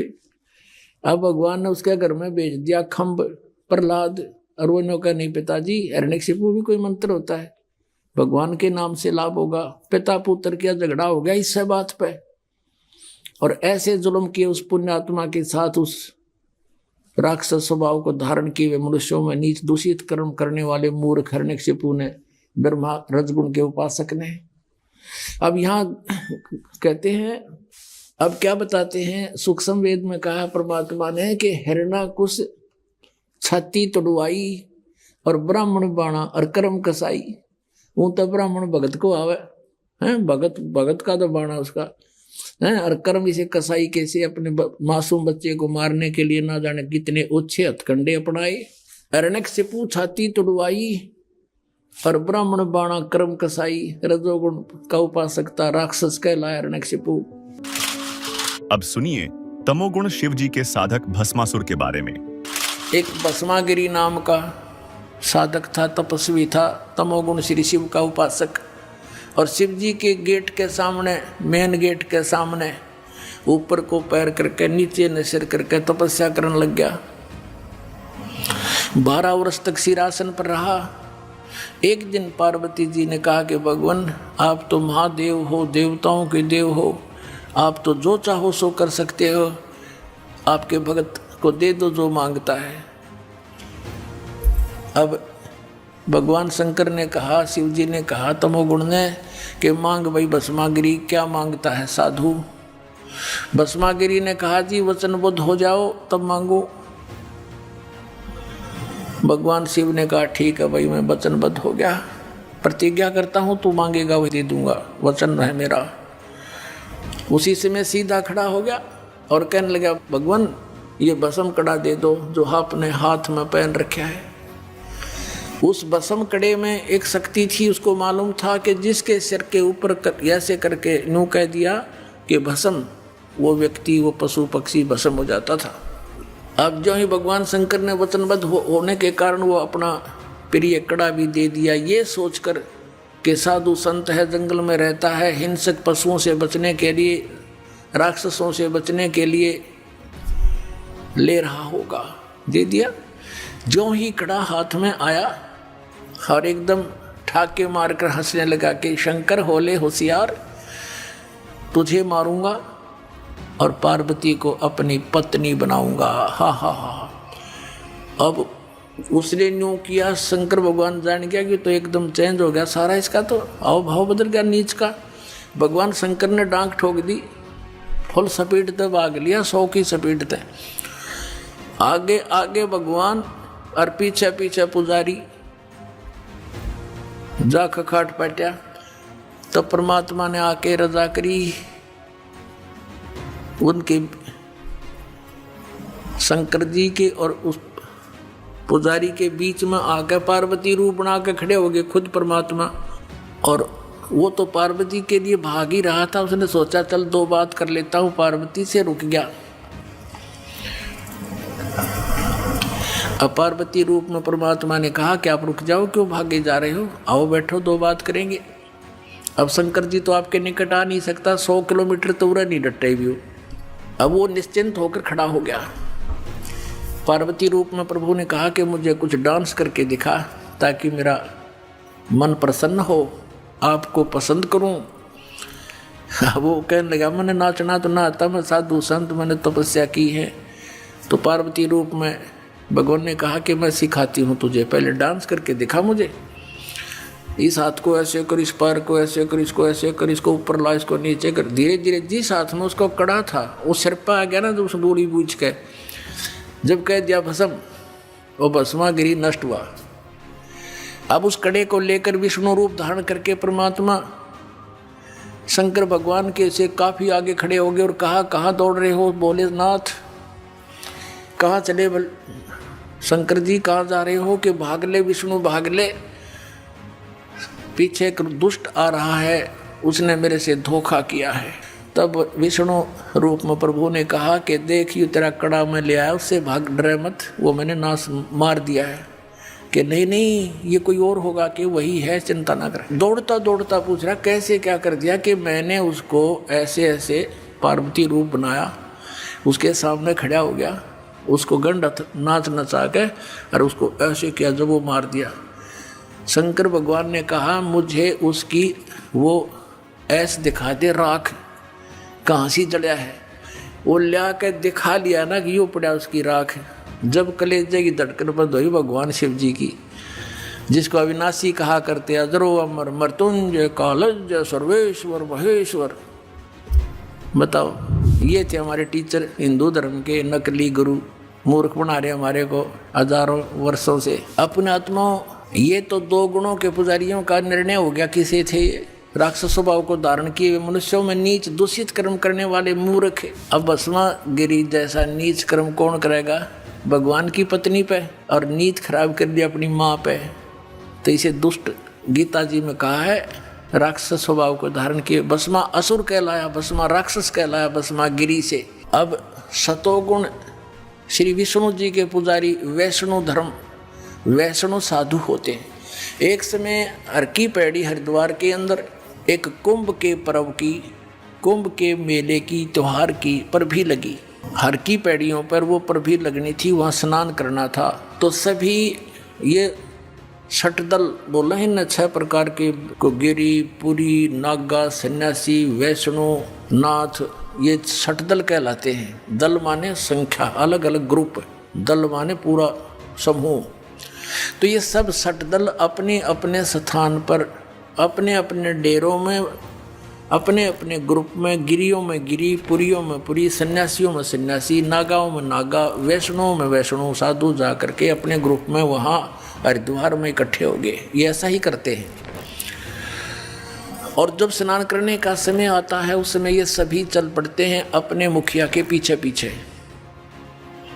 अपने अपने अलग अलग गिरियों का मुखिया अलग होता है, पुरियों का अलग, सन्यासियों का अलग, वैष्णव का अलग, नागाओं का अलग। ये नागा और गिरी, पुरी, सन्यासी और ये नाथ, ये सारे तमोगुण शिव के उपासक, सतोगुण विष्णु के उपासक, वैष्णव साधु। पहले नागा पहुंच गया पूरा ग्रुप, कोई हजारों की संख्या में, 50-60 हजार, और हर की पैड़ी पर नहाने के लिए पोजीशन पकड़ के पहले स्नान करने लगे। पीछे से आगे वैष्णव का समूह पूरा। वैष्णव ने आकर कहा कि हे सतोगुण वैष्णव, विष्णु के उपासकों ने कहा कि हे नागाओ, तुम पहले स्नान मत करना, प्रथम हम स्नान करेंगे, हम सर्वश्रेष्ठ हैं। नागा कहने लगे नहीं, हम सर्वश्रेष्ठ हैं, हम प्रथम स्नान करेंगे, हम त्यागी और बैरागी हैं, हम नी इच्छा रहते हैं, हम वस्त्र तक भी ग्रहण नहीं करते और हम सर्वश्रेष्ठ हैं, हम प्रथम स्नान करेंगे। अब वैष्णव साधु कहने लगे वो संत कि तुम काहे के श्रेष्ठ हो, हैं? तुम नंगे फिरते हो पशु की तरह, राख लपेटे रहते हो, आज तुम नहाने वाले बन गए, शरण फिरो, टट्टी के हाथ भी ना धोते तुम, आज प्रथम स्नान करने पर तुल गए हो। अब इतनी बात से वो क्षुब्ध हो गए। कौन? नागा। भगवान भूल गए, वो कुंभ का मेला की पर्व भी भूल गए, उल्टे फिर गए एकदम। और उसने उनके बाल पकड़ दिए, उसने उनके गुट्टम गुट्टा, फिर तलवार निकाल लाए, तीर मारे एक दूसरे के, पूरी छुरी घोंप दे, कत्लेआम कर दिया। 25,000 ये त्रिगुण उपासक कटका मर गए वहाँ हर की पैड़ी हरिद्वार के अंदर। ओए होए। अब इसके विषय में सुख संवेद में कहा है, तीर तुपक तलवार कटारी जमदड़ जोर बधावे हैं, हर पैड़ी हर हेत न जाण्या वाजा तेग चलावे हैं, काटे शीस नहीं दल करुणा ये जग में साध कमावे हैं, जो जन इनके दर्शन को जावे उनको भी नरक पठावे हैं। ओए होए। 4 पंक्तियों में निर्णय दे दिया सुख संवेद में परमात्मा ने, कबीर भगवान ने, कि तीर तुपक तलवार कटारी और डट के लठ बजावे हैं, जमदड़ जोर बधावे हैं, और हर पैड़ी हर हेत नहीं जाना। हर की पैड़ी कहें भगवान की छाती पे कत्लेआम कर डाला। हर पैड़ी हर हेत नहीं जाना, वहाँ जाते यानी तलवार चलावे हैं, और काटे शीस नहीं दल करुणा ये जग में साध कमावे हैं। इन्हें तुम संत भी कहते हो। और जो जन इनके दर्शन को जावे उनको भी नरक पठावे, उन भी ये पाठ पढ़ाओगे, ऐसे उनको बना देंगे। आज तक ये कैसा जुल्म करते रहे, हिंदू मुसलमानों को मार डालते हैं इन्हीं के बहकाए हुए, और मुसलमान हिंदुओं का काट डालते हैं और काजी और मुल्लाओं के बहकाए हुए। तो पुण्यात्माओं, जब तक हम तत्व ज्ञान से परिचित नहीं होंगे, हमारी ऐसे ही ये हमारी दुर्बुद्धि बनाए रखते हैं, हमारा दुरुपयोग करते हैं ये मूर्ख लोग अपने स्वार्थ के वास्ते, ये गुरु। अब हर पैड़ी हर हेत नहीं जाना वहाँ जाते एक चलावे हैं, और काटे शीस नहीं दल करुणा दया नहीं इनके अंदर। अरे न साधु कहो तुम, ये जग में साध कमावे।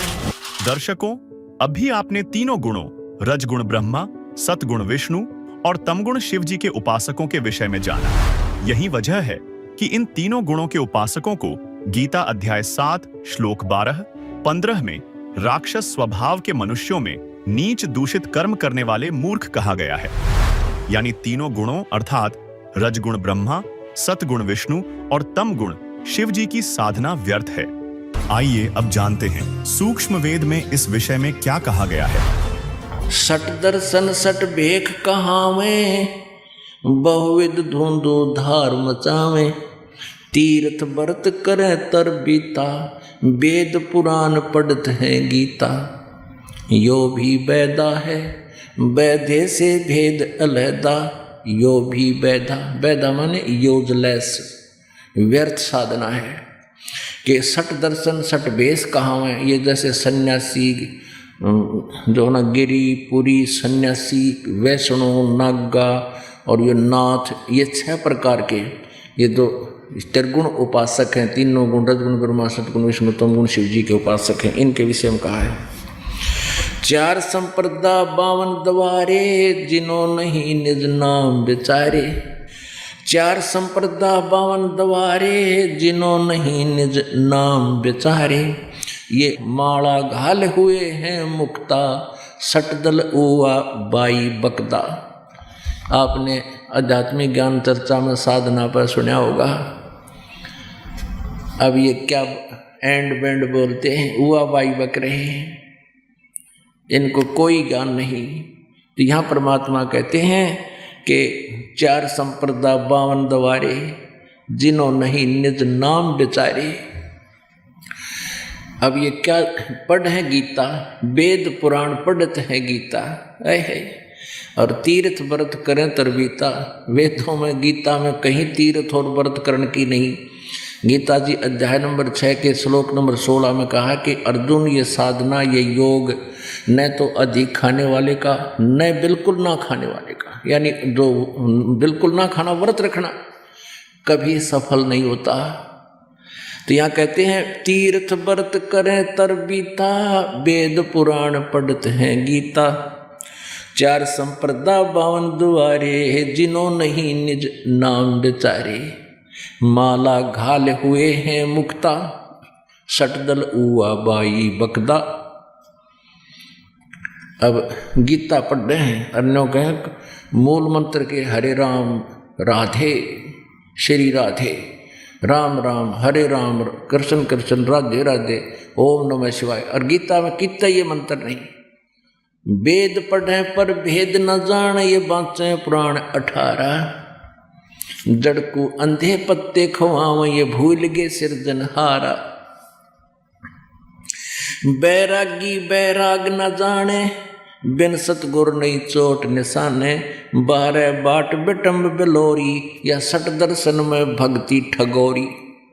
इन 6 दर्शनियों में 6 प्रकार के जितने भी साधु संत हैं, ये गिरिपुरी वैष्णव उपासक, कृष्ण जी के उपासक, ये नाथ परंपरा के, कहते हैं इनमें ठगी की भक्ति है, व्यर्थ भक्ति है, जीवन नष्ट करने की, ये आपको मूर्ख बना रही है।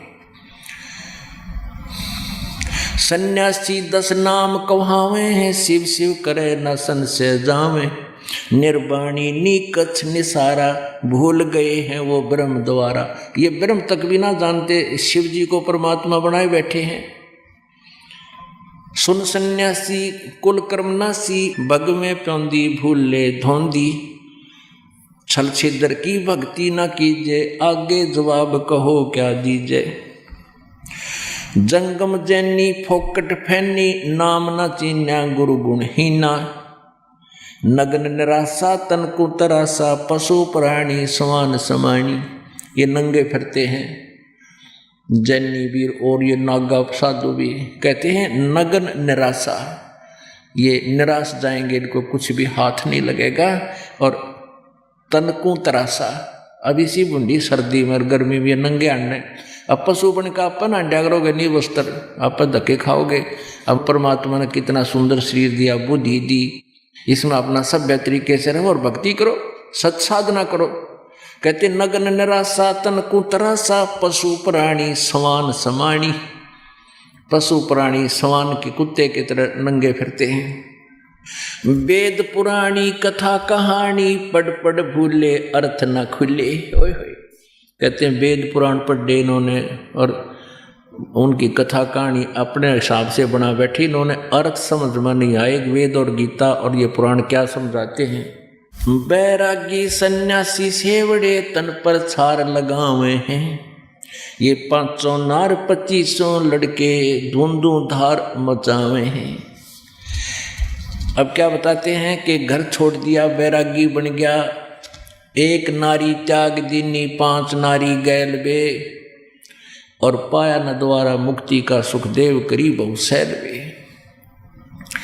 1 नारी त्याग दीनी, परमात्मा की महिमा से परिचित होकर पुण्यात्मा कहते हैं अपने घर बार त्याग कर, पत्नी को छोड़कर जंगल में चला जाता है, सन्यासी बन जाते हैं, बैरागी बन जाते हैं। नारी को, औरत को, स्त्री को किस लिए छोड़ते हैं कि वो भक्ति में बाधक है। और परमात्मा कहते हैं 1 नारी त्याग दीनी, 5 नारी गैल वे। गैल माने साथ में। और पाया न द्वारा मुक्ति का, सुखदेव करी बहु सैल वे।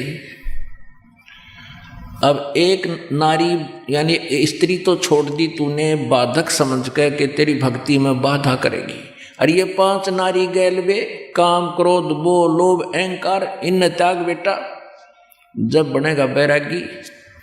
और फिर क्या सांग काट रहे हैं, कंठी माला और मृगछाला सिर पे जटा रखा हुए हैं, कंठी माला। और न कहीं ये तो जरूरी चाहिए कंठी, कंठित मुक्ति होगी क्या नाम से होएगी, ये सत साधना से मर्यादा से रहने से पूरे गुरु से उपदेश लेकर मोक्ष होगा। ये बनावटी बाह्य आडंबर से कोई भक्ति में सहयोग नहीं मिलेगा आपको। कंठी माला और मृगछाला ये सिर पर जटा रखा हुए हैं, ढोलक ताल झालरी पीठ में फिर ताना री गाँव हैं भगवान के मार्ग में। और ऐसे बंडेला जैसे काम करें ये भगत थोड़े ही हैं। तन के योगी मन के भोगी गुल्लर पेट पड़ावे हैं, गुजबीर का मरम ना जाने ये भद्र भेख बनावे हैं। ऐसा बढ़िया बढ़िया दाढ़ी डूढ़ी रखा कर बुढ़ी केस बनाकर खूब चमक दे कपड़े पहन के अन्यों को बहुत सुंदर बनकर बन ठन कर चलना, ये साधु बनकर। परमात्मा कहते हैं कंठी माला सुमरनी पैरे से क्या हो, ऊपर डूंडा साध का अंतर रख्या खो। ऊपर तो साधु के साथ बनावटी डूंडा ठा रखा बड़ा महात्मा जी के, अंदर भक्ति एक अंश भी को नहीं, ज्ञान गलत और भक्ति की साधना गलत तुम्हारी अंदर रख्या खो, अंदर तो कुछ भी को नहीं, ऊपर न दिखा बड़ा साधु संत कंठी कुठी माला पैर के। कहते कंठी माला सुमरनी पैरे से क्या हो, ऊपर डूंडा साधु का तन अंतर रख्या खो। करवा और कोपीन लिए जो बनखंड गुफा बनावे हैं, खुदा कुत्ती घट में दूती फिर गृह द्वारे आवे हैं। कहते घर तक छोड़ चला, जंगल में जाकर गुफा बना ली, फिर शाम ने भूख लगी, फिर धक्के खाना गृहस्थी के द्वार गांव में जिए माई। और माई दो रखा है ना घर में, बनी बनाई रोटी मिल रही थी, भक्ति का पता चला नहीं, बेमतलब होकर भावुक मूर्खा के बहकाए से जा बैठा जंगल में। अब खाना लेने के लिए फिर गांव में धक्के खाना आया। करवा और कोपीन लिए जो बनखंड गुफा बनावे हैं, खुदा कुत्ती घट में दूती फिर गरही द्वारे आवे हैं। खाकी और निर्वाणी नागा ये सिद्ध जमात चलावे हैं, रण सिंगे तुरही तुतकारा फिर गागड़ भांग घुटावे हैं। अब ये भांग क्यों पीवे कि घर तक छोड़ जाए अपनी प्रेरणा से भगवान पाने की, फिर उड़ाव कुणबा याद, फिर ये नशे में गहरे रखें के गुरु वो दिखे ना नु कभी चिंता सी करता चेला कोई घर याद आ गया नु भांग घोट ले, एक मार का ठूठा पड़ा रहा फिर सारा दिन, कदे भाग ना जा तुम्हारे पास से। इन नो वहाँ अपनी मजबूरी हो जाती है उनको रोकना। फिर कैसी कैसी साधना करते हैं, काशी गया प्रयाग महोदय जगन्नाथ को जावे हैं, लोहागर और पुष्कर पर से द्वारका दाग दगावे हैं। यो भी बैदा है बैदे से भेद अलैदा, यो भी बैदा बैदा क्यों जाना, हम सतगुरु बैठे न्यों जाना। कहते हैं सब बैदा है, व्यर्थ है। फिर पूछा कि आप जी ने बैठा कैसे जाना, गरीबदास जी से पूछा कि हमने सतगुर मिल गए इसलिए पता लग गया, हमें वो परमेश्वर स्वयं तत्वदर्शी संत रूप में आए थे कबीर जी, उन्होंने बता दिया इसलिए पता लग गया ये बैदा है। काकड़ भांग तमाकू पीवे बकरे काट तलावे हैं, और सन्यासी शंकर को भूले ये बम्ब महादे धावे हैं। बताओ ये भगवान नहीं भूल गए, शंकर का भी नाम ना लेते। ये आपने देखे होंगे कावड़ लावणी है, बम बम बम बम, भगवान शंकर का नाम भी ना लेते, बम बम बम भी कोई मंत्र है यो, सारा दिन टाइम वेस्ट करने वाली बात है। ये 10 नाम दया नहीं जाने, गेरू कपड़ रंगावे हैं, पार ब्रह्म से परिचित को ना ये शिव ने करता ठहरावे हैं। उस पूर्ण परमात्मा का ज्ञान नहीं, और शिव जी ने कहे मृत्युंजय कालज्ञ सर्वेश्वर महेश्वर अद्रो अमर, इनके कोई माता पिता नहीं। उवा भाई बके आसन करें कपाड़ी ताड़ी, ऊपर चरण हलावे हैं, अजब पासे तीमर हम नाही, शब्दम खाली जावे हैं।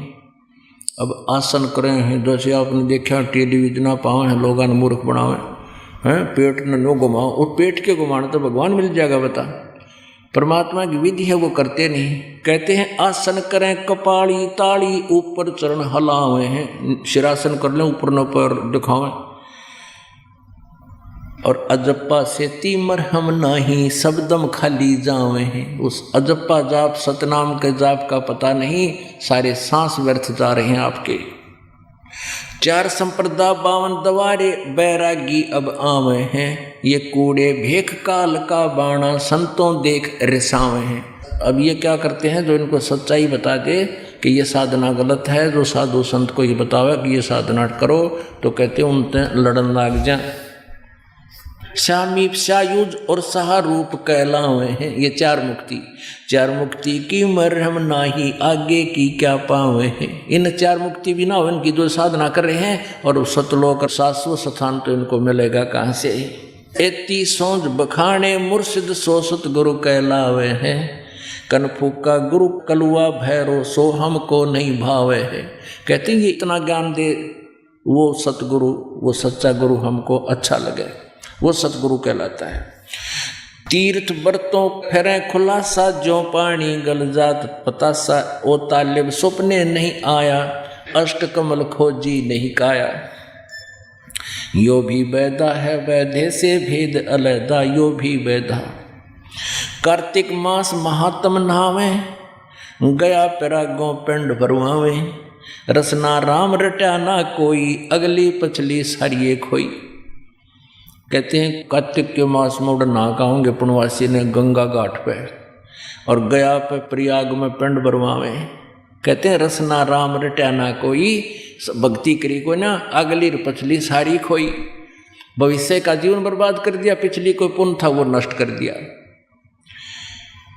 कार्तिक मास महात्म नहावे, गया प्रयागों पिंड भरवावे, रसना राम रट्या ना कोई, अगली पिछली सारी खोई। राम रटना माने सतनाम का जाप नहीं किया। पांडे पाठ पढ़े बहु भांति, ये हैं जम किंकर के नाती, सूतक पातक जिमण जाही, ये 7 जन्म सो करके पाही। पैर जनेऊ फूले फाले, बामण हो के बहुगर घाले, उजड़ खेड़े झोटा मारा, ताते ब्राह्मण का मुंह काला। रगे शाम अथर्वण भाखें, लादे बैलर टट्टू हाकें, खरकी जोन धरोगे देही, भूल गए वो शब्द स्नेही। कहते बैल का ऊपर एक गधे का भार रख के पोथियां घूमते फिरते हैं, शास्त्रार्थ करते। कहते हैं खरकी जोन धरोगे देही, गधे बनोगे तुम, भूल गए वो शब्द स्नेही, परमात्मा को भूल चुके हो। कहते हैं सूर जंगली खाते हिंदू, भूल गए वो बाणा भोंदू, हरि बरहाधरे अवतारा, जाको भक्षण करें गंवारा। अब दोनों धर्मों को, हिंदू और मुसलमानों को लताड़ रहे हैं परमात्मा। कहते हैं हिंदू तो सूअर खाते हैं, मांस खाते हैं, और मुसलमान गाय खाते हैं, तो कहते हैं तुम दोनों ही नरक में जाओगे। हिंदुओं को कहते हैं कि तुम एक तरफ तो कहते हैं कि भगवान ने बराह रूप धारण किया, सूअर का रूप धारण किया, और फिर उस बराह को तुम खा रहे हो, निर्लज्जो। सूर जंगली खाते हिंदू, भूल गए बहु बाणा भोंदू, हरि बराह धरे अवतारा, जिसको भक्षण करें गंवारा। फिर मुसलमानों को कहते हैं हक हक करते हैं हक्का, 300 रोजे साबत रखा, सांझ पड़ी जब मुर्गी मारी, उस दरगाह में होगी खमारी। कहते हैं सारा दिन तो भूखे मरे, 300 दिन रोजे करते हैं, सांझ ने मुर्गी खा ली, बता के पुण्य आयो, कर्म बिगाड़ दिए। काजी खलक मुल्क को देखो, सब गट एक बाणा पेखो, गौ बिना से आदम खोरा, काजी मुल्ला गारत गोरा। जो गाय को खाते हो तुम, कहते हैं तुम्हारा नाश होगा। मुसलमान ईमान नम कीजय, पर द्वारे गल छुरी न दीजय, भोजन छोड़ रुधिर क्यों खाई, दया बिना दरवेश कसाई। ओए होए, कहते मुसलमान ईमान नम कीजय, कुछ दया करे, और पर द्वारे गले छुरी ना दीजय, किसी प्राणी का गल मत काटे। कहते भोजन छोड़ रुधिर क्यों खाई, काजू किस्मत सेब संतरे हलवा पकौड़ी कचौड़ी, इतने सुंदर आहार भगवान ने दे रखा, और फिर भोजन छोड़ तू लऊ मांस खावे, रुधिर क्यों खाई। मुसलमान ईमानम की जय, पर द्वारे गल छुरी न दीजय। भोजन छोड़ रुधिर क्यों खाई, दया बिना दरवेश कसाई। तुम भगत कहाओ, और जिसमें दया नहीं हो तो दुष्ट है, वो तो कसाई है। दया बिना दरवेश कसाई, जिसके दया नहीं हो साधु बना पड़े, भक्त नहीं है वो, ना मुसलमान है ना हिंदू है वो, जिसके अंदर इतनी दया नहीं। मुख मुंदे और झूठा खावे, आप दस्त लेवे नहीं नहावे। घोरी पिंड जैन सब धर्मा, भूल गए साईं घट गरमा। अब जैनियों को लताड़ रहे परमात्मा। जैनी जोग विजोगम साधा, भूल गए उस अगम अगाधा। बिना बंदगी झूठा रिसका, वैसा पुत्र कहा वह किसका। जैनी जुलम गुलम यो गैला, जैसे है तेली का बैला। घर ही कोस 50 प्यारा, यो भूल गए साहेब दरबारा। जैनी जन्म जुआ जो हारो, ये पांचों इंद्री कस कस मारो। मन मूर्ति का मर्म न जाण्या, ताते जन्म जन्म हो सवाना। जैनी जल थल पुरुष विराजय, जाकी सकल घड़ावल बाजय। घट में निर्गुण निर्वाणी, जैनी जाकी सार न जानी। यो भी बैधा है वैधे से भेद अलैदा, यो भी बैधा बैधा क्यों जाण्या, हम सतगुरु बैठे न्यू जाण्या। अब क्या बताते हैं कि जैनी जोग विजोगम साधा, और भूल गए उस अगम अगाधा। जैनी जुलम गुलम यो गैला, और जैसे हो तेली का बैला। घर ही कोस 50 प्यारा, भूल गए तुम साहेब दरबारा। जैनी जन्म जुआ जो हारो, ये पांचों इंद्री कस कस मारो। अब क्या बताते हैं कि जैनी जुलम गुलम यू गैला, और जैसे हो तेली का बैला। घर ही कोस 50 प्यारा, भूल गए तुम साहेब दरबारा। अभी आपने सुनी भगवान शिव की भक्ति करने वाले साधकों की दशा का कुछ वर्णन, जिसमें सभी मनमाने मंत्रों का जाप कर रहे हैं। जैसे कोई तो बम बम भोले और कोई ओम नमः शिवाय का जाप करता है, जिसकी शास्त्रों में कोई पुष्टि नहीं की गई है। देखिए प्रमाण। पुणात्मा, अभी तक हम बहुत अंधेरे में थे। अभी अज्ञानियों ने, इन नकली गुरु ब्राह्मणों ने, ऋषि महर्षियों ने इन सदग्रंथों का अनुवाद कर दिया हिंदी में, और हिंदी में इन्होंने अनुवाद करते समय अपनी अज्ञान सोच लगा दी और इसमें डाल दी। और आम समाज ने हिंदी पढ़ा, हिंदी में अनुवादित जो भी उन्होंने अनुवाद किया उसको फाइनल मानकर अपना साधना प्रारंभ कर दी। अब शिव पुराण के अनुवादकर्ता ने गीता प्रेस गोरखपुर से प्रकाशित हुए, इसमें अपनी सोच अड़ा दी कि ये 5 मंत्रों से ओम नमः शिव बन गया, ओम नमः शिव, और इसका जाप करो। ये देखिएगा, ये भ्रमणा पैदा करती है। ये गीता प्रेस गोरखपुर से प्रकाशित है। वही हनुमान प्रसाद पोदार इसके संपादक हैं। और देखिएगा इसके, अब हम वहीं आते हैं 25 पृष्ठ पे। अब यहाँ ये है वो स्तंभ शिवलिंग बीच में विष्णु और ब्रह्मा के, और ये है विद्वेश्वर संहिता, और ये संक्षिप्त शिव पुराण पृष्ठ 24, ये 25। अब हम इसको यहाँ तक तो हमने संस्कृत में भी पढ़ लिया। 25 के नीचे ब्रह्मा और विष्णु ने पूछा, प्रभु सृष्टि आदि 5 कर्तव्यों के लक्षण क्या हैं, ये हम दोनों को बताइए।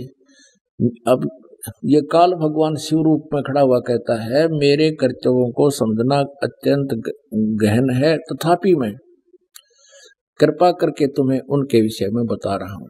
ये देखिएगा, ये 26 पृष्ठ पे। हे पुत्रों, तुम दोनों ने तपस्या करके प्रसन्न हुए मुझ परमेश्वर से सृष्टि और सतिथि नामक 2 कृत्य प्राप्त किए हैं। वो दोनों तुम्हें बहुत प्यारे हैं। और रुद्र और महेश्वर ने भी ये 2 अन्य संहार और तिरोभाव प्राप्त किए हैं। इसे सिद्ध है कि ये काल इनका पिता है, ब्रह्मा विष्णु और महेश का। अब ये आगे क्या बता रहा है यहाँ पर देखिएगा। मैंने पूर्व काल में अपने स्वरूप भूत मंत्र का उपदेश किया है।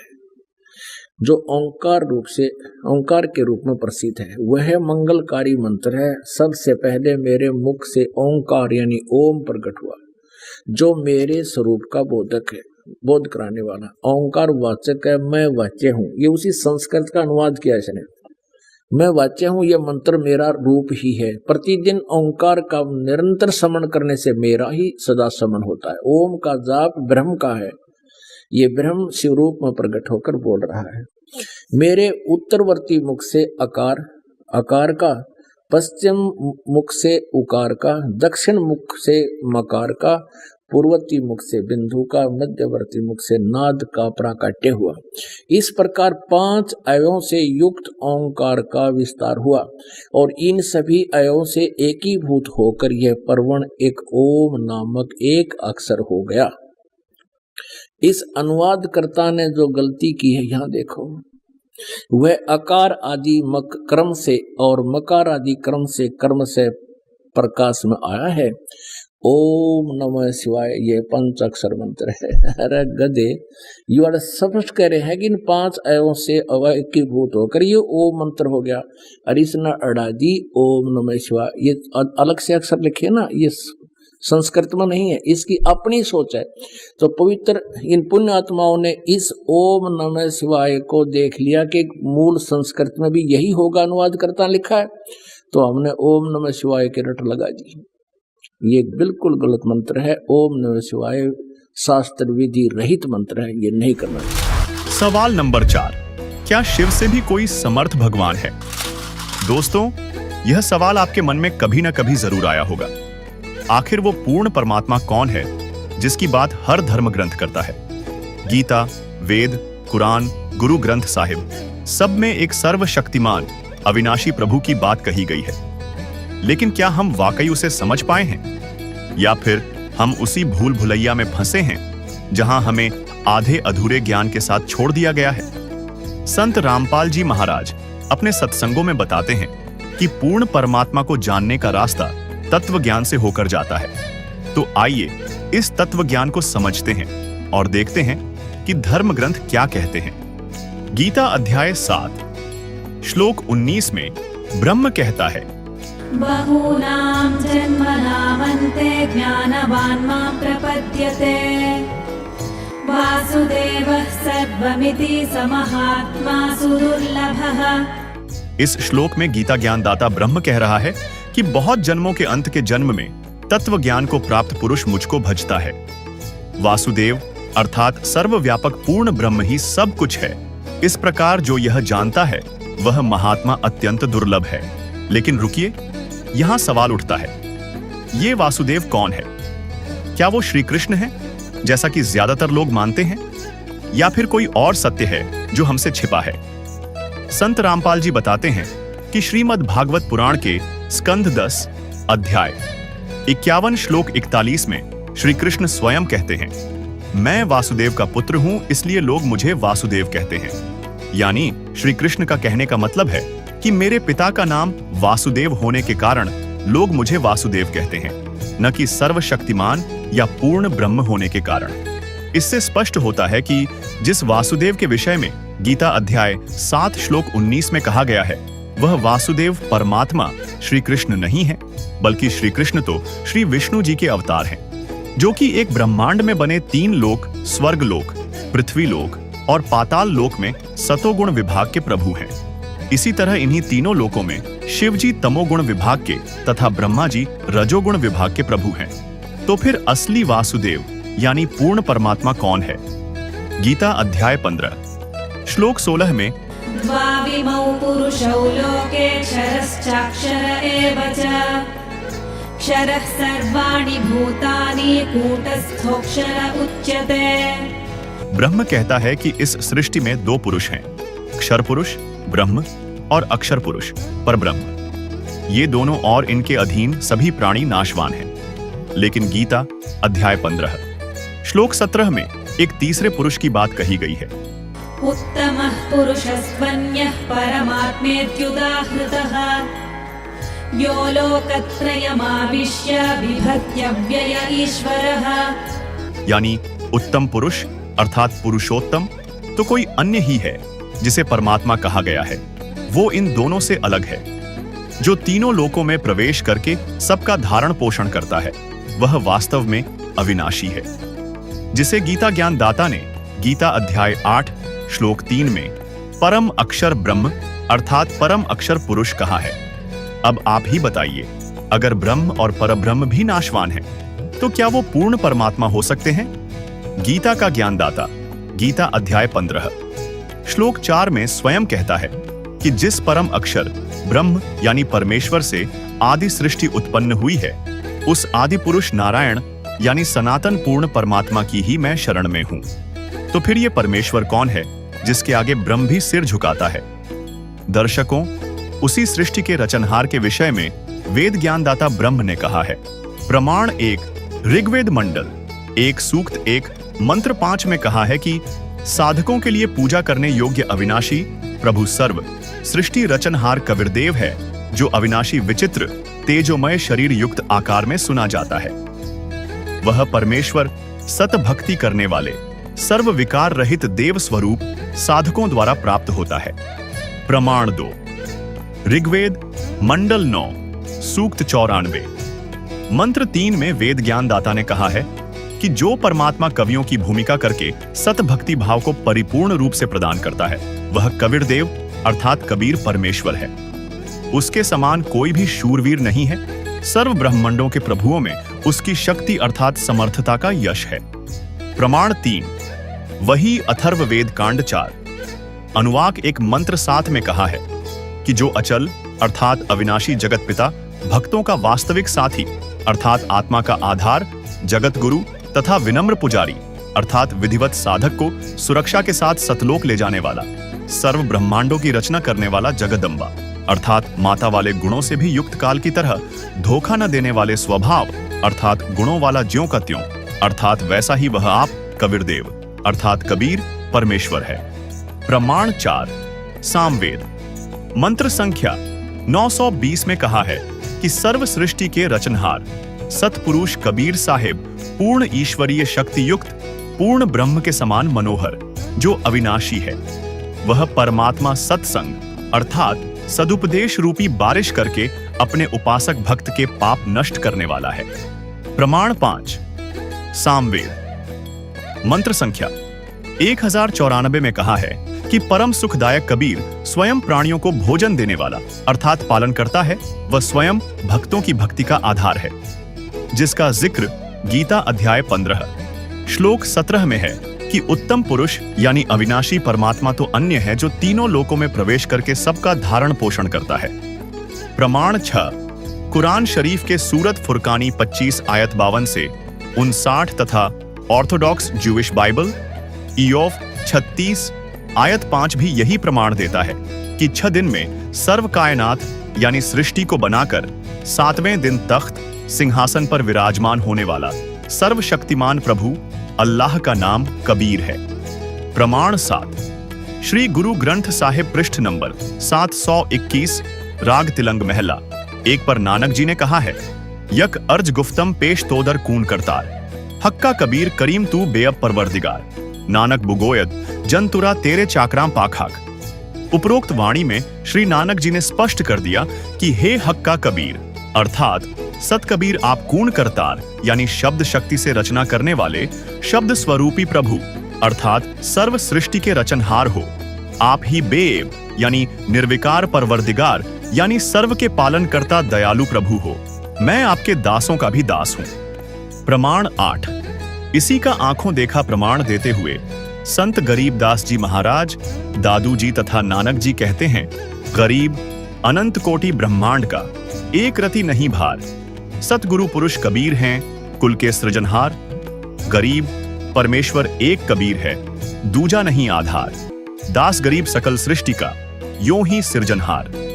गरीब करता आप कबीर है अविनाशी बड़ा अल्लाह, राम रहीम करीम है की जो सुरति निगाह। संत दादू जी ने कहा है कि जिन मोकू निज नाम दिया सोई सतगुरु हमार, दादू दूसरा कोई नहीं कबीर सृजनहार। तथा भाई बाले वाली जन्म साखी के पृष्ठ 198 पर एक काजी के जवाब में गुरु नानक जी ने कहा था, खालक आदम सिरजिया आलम बड़ा कबीर, कायम दायम कुदरती सिरपीरा दे पीर, सजदे करे खुदाई नू आलम बड़ा कबीर। अर्थात जिस बाबा आदम को यहूदी धर्म, ईसाई धर्म और इस्लाम धर्म के लोग अपना प्रथम पुरुष मानते हैं, उसको बनाने वाला सबसे बड़ा भगवान कबीर है, जिसने सर्व कायनात यानी सृष्टि की रचना की है। वह सबसे बड़ा खुदा कबीर ही सर्व गुरुओं, पीरों में शिरोमणि गुरु है। दोस्तों, धर्म ग्रंथ तथा आंखों देखे गवाहों की वाणियां चीख चीख कर कह रही हैं कि कबीर परमेश्वर ही पूर्ण ब्रह्म है, जो सृष्टि का रचनहार और पालन करता है, जिसकी प्रभुता सर्व ब्रह्मांडों में है। इसलिए कबीर परमात्मा ही वास्तव में वासुदेव है और शिव जी से अधिक समर्थ परमात्मा है। तो हम क्यों ब्रह्मा, विष्णु या शिव की पूजा में फंसे हैं? क्यों हम कांवड़ यात्रा और व्रतों के चक्कर में पड़कर जीव हत्या का पाप कमा रहे हैं? संत रामपाल जी महाराज कहते हैं कि सतभक्ति ही वो रास्ता है जो काल के जाल से मुक्ति दिला सकती है। लेकिन सतभक्ति है क्या? वो जो शास्त्रों के अनुसार हो और पूर्ण परमात्मा तक ले जाए। कांवड़ और शिवलिंग की पूजा शास्त्र विरुद्ध है और इससे न तो पाप कटेगा न मोक्ष मिलेगा। दोस्तों, शास्त्र और संत एक ही बात कह रहे हैं। कबीर परमेश्वर ही वो पूर्ण परमात्मा है जिसकी भक्ति से सतलोक की प्राप्ति होती है। सावन, शिवरात्रि और कांवड़ यात्रा हमें भक्ति के नाम पर भटकाती है, लेकिन सच्चा मार्ग तत्व ज्ञान से मिलता है। आप ही सोचिए, जब शिव जी स्वयं जन्म मृत्यु के चक्र में हैं, तो वो हमें कैसे मुक्त कराएंगे? और जब शास्त्र साफ कह रहे हैं कि पत्थर की मूर्ति में भगवान नहीं, तो हम क्यों दूध और जल बर्बाद कर रहे हैं? समय बीत रहा है और सत्य का रास्ता आपके सामने है। क्या आप अभी भी परंपराओं के जाल में फंसे रहना चाहेंगे या उस पूर्ण परमात्मा की खोज करेंगे जो सतलोक का द्वार खोल सकता है? अगर आप सचमुच जन्म मृत्यु और कष्टों से मुक्ति चाहते हैं, तो आज ही संत रामपाल जी महाराज के YouTube चैनल पर जाइए और तत्व ज्ञान की गहराई में उतरे। सत्य सामने है, अब फैसला आपके हाथ में है। अब सुनते हैं संत रामपाल जी महाराज से नाम दीक्षा लेकर सतभक्ति करके अद्भुत लाभ प्राप्त करने वाले अनुयायी के विचार। दर्शकों, दिव्य शक्ति और भूत प्रेतों जैसी बातें सुनने में तो काल्पनिक लगती हैं, परंतु जिसके साथ यह घटना घटती है उसी को पता चलता है कि वास्तव में यह कितनी बड़ी बला है। ऐसी ही सत्य घटना जितेंद्र जी के साथ घटी थी, जो विदिशा मध्य प्रदेश के रहने वाले हैं। जितेंद्र जी ने हनुमान जी की भक्ति करते करते एक ऐसी शक्ति प्राप्त कर ली थी जिससे वह लोगों को छोटे मोटे लाभ दे सकते थे, परंतु वो स्वयं के जीवन की किसी भी समस्या का हल नहीं कर पा रहे थे।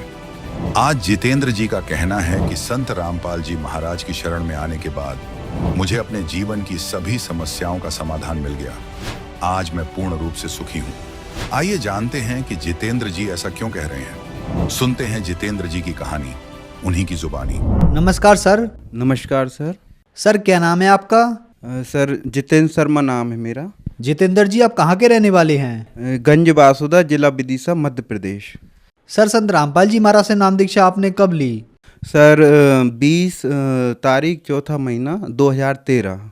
सर संत रामपाल जी महाराज से नाम दीक्षा लेने से पहले आप क्या भक्ति साधनाएं करते थे? सर मैं जो देखा देखी जो बचपन से देखा था वही भक्ति करता था। अपने हनुमान जी को मैं बहुत ज़्यादा भक्ति करता था।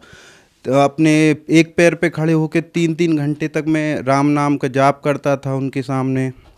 शिव जी की पूजा करते थे, क्योंकि हमारे परिवार में जो है ग्राम गमाखर में शिव जी का मंदिर है, जहाँ के हमारे परिवार के लोग पुजारी हैं वहाँ पर। तो सर वो भक्ति इतने हद तक करी कि भक्ति करते करते मेरे लिए हनुमान जी के नाम से एक शक्ति आने लगी, जो बहुत पावरफुल शक्ति थी। उससे कई लोगों के काम भी हुए। लेकिन मैं जो सोचता था कि भगवान चाहिए थे हमें, तो परमात्मा चाहिए थे, जो शक्ति हमें नहीं चाहिए कोई झाड़ा फूंकी, कोई मान बढ़ाए। ये जो सिद्धि मुझे आती थी, जो शक्ति आती थी, इसे ख़त्म करने के लिए, ताकि ये मुझे ना आए, इसके लिए मैंने घर वालों ने भी परेशान हुए। कई जगह हम लोगों ने पूजा पाठ करी। तो एक वहाँ पे जो बाबा थे, वहाँ पे बहुत चर्चित थे, लाल बाबा नाम से, तो उनने हमें मतलब 20,000 रुपये से पूजा के नाम पे, ताकि जैसे मेरे पास जो शक्ति आती थी वो ना आए, 20,000 रुपये से एक दिन में हमें लूट लिया। और मैं इतना परेशान हो गया, मैं इतनी भक्ति भी करता था, और भक्ति करते करते ही मेरे लिए जो है अपना सपने आते थे बहुत खतरनाक, कोई गला दबा रहा है तो मेरी सांस रुक जाती थी। एक दिन भी मुझे सुकून से नहीं सो पाता था, मैं बहुत परेशान होने लगा। मेरे मन में जो ख्याल आते थे कि अपन भगवान की भक्ति करते हैं, भगवान के विषय में सुना है, भगवान तो सुख देते हैं, और ये मुझे दुख क्यों हो रहे हैं। इसके बाद मुझे टाइफाइड होने लगा, हर 8-15 दिन में, महीने भर में टाइफाइड होता था। तो वो टाइफाइड के इलाज के लिए भी मैंने जो है अपने भोपाल में इलाज कराया, बीना में झाड़ा फूंकी, मतलब कम से कम 1 लाख रुपए तो खर्च कर दिए वो टाइफाइड की बीमारी से सही होने के लिए। और फिर भी, और मेरी जहाँ नस दर्द करती थी सर, वो नस भी मैं सही नहीं हो रही थी, बहुत परेशान था मैं। इसके बाद कुछ समय बाद मतलब ये रीढ़ की हड्डी में जो है तिरछापन बताया मेरे लिए, और मैं सोचने में मजबूर हो गया कि मैं इतनी भक्ति करता हूँ इस दुनिया में, क्या भगवान नहीं है क्या? मैं इतने सच्चे मन से भक्ति करता हूँ तो क्या कमी हो रही है? मैं फिर बहुत मतलब एक नास्तिक टाइप का होने लगा कि भगवान इस दुनिया में है ही नहीं है, और बहुत दुखी परेशान मैं भगवान के आगे मंदिर जा के रोता था पूरे सच्चे दिल से कि हे भगवान, मैंने आपकी सच्ची भक्ति करी है, मुझे आप अच्छा करो, एक नॉर्मल जीवन ये दे दो, जैसे मैं पहले था वैसे ही कर दो। मैंने तो आपकी भक्ति करते करते मेरा जीवन नाश हो गया। तो हम ऐसे करके परेशान रहने लगे सर, जो भक्ति साधनाएं आप कर रहे थे उनसे आपको कोई लाभ नहीं मिल रहा था, तो फिर संत रामपाल जी महाराज की जानकारी आपको कहाँ से मिली? सर, मैं क्या है जो पूजा पाठ पहले करता था शास्त्र विधि त्याग कर, तो इसमें क्या है हम लोग जहाँ भी मुझे मालूम पड़ता था कोई संत जंगल में तपस्या कर रहे हैं, एक बहुत अच्छे संत हैं, तो हम वहाँ पे जाते रहते थे साधु संतों के यहाँ सेवा करने, जो हमसे बनता था परमात्मा की दया से। तो उस समय एक संत से मतलब मेरी हुई मुलाकात, तो वो कुछ समय बाद वो गंज बासुदा शहर से गुजरात में चले गए जंगलों में तपस्या करने। तो वो मुझे पुस्तकें पहुँचाते रहते थे। उस कुछ समय बाद उन्हें पुस्तक ज्ञान गंगा मिली, और उन्होंने संत रामपाल जी महाराज जी का दीक्षा ले ली, ज्ञान स्वीकार करा, और वो सब बाबा बेस त्याग के, उनका नाम राम रतन दास जी है। तो वो उनने वहाँ से फिर जब दीक्षा ले ली गुरुजी से, तो वो पुस्तक ज्ञान गंगा मुझे पहुँचाई कि आप ये पुस्तक पढ़ना, ये भगवान का इसमें अमृत ज्ञान है, इससे परमात्मा मिलेंगे, मोक्ष मिल जाएगा, सब सुख मिलेंगे जो अपन खोजते थे। वो जंगल में तपस्या करते थे, तो मैं सोचने में मजबूर हो गया कि ऐसे संत मतलब जो इन्हें हम गुरु मानते थे, ये ऐसे कौन से गुरु हैं जो ये इनके शिष्य बन गए संत रामपाल जी महाराज जी के। तो मैंने 15-20 पेज पढ़े, तो उसमें मुझे ऐसा लगा इसमें तो भगवान की थोड़ी बुराई सी लगी, तो मैंने नहीं पढ़ी। फिर वो घर पे आए, उनने मुझे समझाया कि ये बुराई नहीं, जी सच्चाई है, आप अपने धार्मिक ग्रंथों से मिलाओ। तो फिर मैंने उस पुस्तक की जो पढ़ते पढ़ते मैंने गीता जी से मिलाया, तो उसमें गीता जी के अध्याय 16 के श्लोक नंबर 23 पे लिखा था, जो पुरुष शास्त्र विधि को त्याग कर अपनी इच्छा से मनमानी भक्ति करते हैं, उन्हें ना सुख प्राप्त होता, ना सिद्धि प्राप्त होती, ना उनका मोक्ष होता। और फिर अध्याय 18 के श्लोक नंबर 62 पे लिखा था, हे भारत, तू सब प्रकाश उस परमेश्वर की शरण में जा, उसकी कृपा से तू परम शांति और शाश्वत परम धाम को प्राप्त होगा। मैंने मतलब जो इतने प्रमाण देखे उसमें, तो मुझे मतलब एक हिम्मत हुई, ऐसे जैसे मतलब कोई व्यक्ति अंधा हो गया हो, उसे आंखें मिलने की एक उम्मीद की किरण उसमें मुझे दिखाई दी कि अब यहाँ पे मेरा मतलब जो है परेशानी वो दूर हो जाएंगी।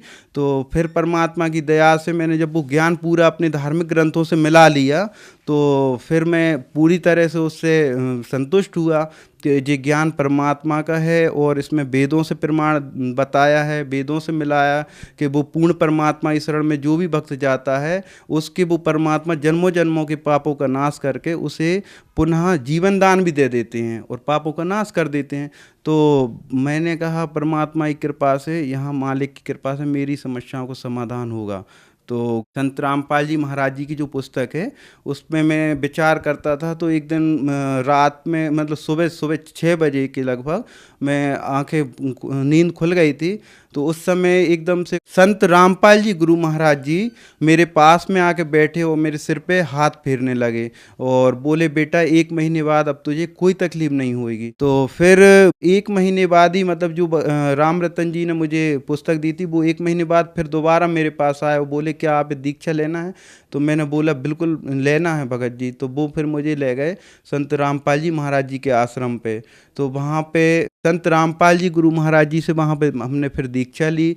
सर, ज्ञान गंगा पुस्तक पढ़कर आप सतलोक आश्रम बरवाला गए और संत रामपाल जी महाराज से नाम दीक्षा ली। तो क्या संत रामपाल जी महाराज से नाम दीक्षा लेने के बाद आपको कुछ लाभ भी प्राप्त हुए? जी सर, बिल्कुल हुए। जो सर मुझे जो मतलब जो सिद्धि को मैं दूर करना चाह रहा था, जो शक्ति आती थी, वो संत रामपाल जी गुरु महाराज जी की दया से वो शक्ति उसी दिन से, मतलब आज मुझे लगभग 5 साल हो गए, उस दिन से संत रामपाल जी महाराज जी दीक्षा लेने के बाद एक भी बार वो शक्ति नहीं आई। और गुरुजी से जब आशीर्वाद लिया संत रामपाल जी गुरु महाराज जी से, तो मैंने प्रार्थना करी, संत गुरुजी रामपाल जी महाराज जी मेरे लिए जो है टाइफाइड होता है हर 15 दिन महीने भर में और मेरा बुखार जाता ही नहीं है। तो गुरुजी जो है आशीर्वाद देते देते रुक गए मेरे पास और संत रामपाल जी गुरु महाराज जी, और बोले, बेटा अब नहीं होगा। तो गुरुजी की ऐसी दया हुई कि उस आज 5 साल हो गए, तो आज तक एक भी बार भी मुझे टाइफाइड नहीं हुआ। और मेरी जो सिर की नस दर्द करती थी, वो नस दर्द भी बिल्कुल ठीक हो गई और बवासीर की बीमारी भी हो गई थी। और मैं जो है परहेज से रहता था, कोई भी मिर्ची वगैरह ये और भट्टा वगैरह ऐसी जो सब्जी बताई थी वो नहीं खाता था। लेकिन गुरुजी की शरण में पहुंचने के बाद, संत रामपाल जी महाराज जी की शरण में पहुंचने के बाद मैं मिर्ची पूरे चीज़ें खाने लगा नॉर्मल, और आज तक कोई दिक्कत नहीं हुई।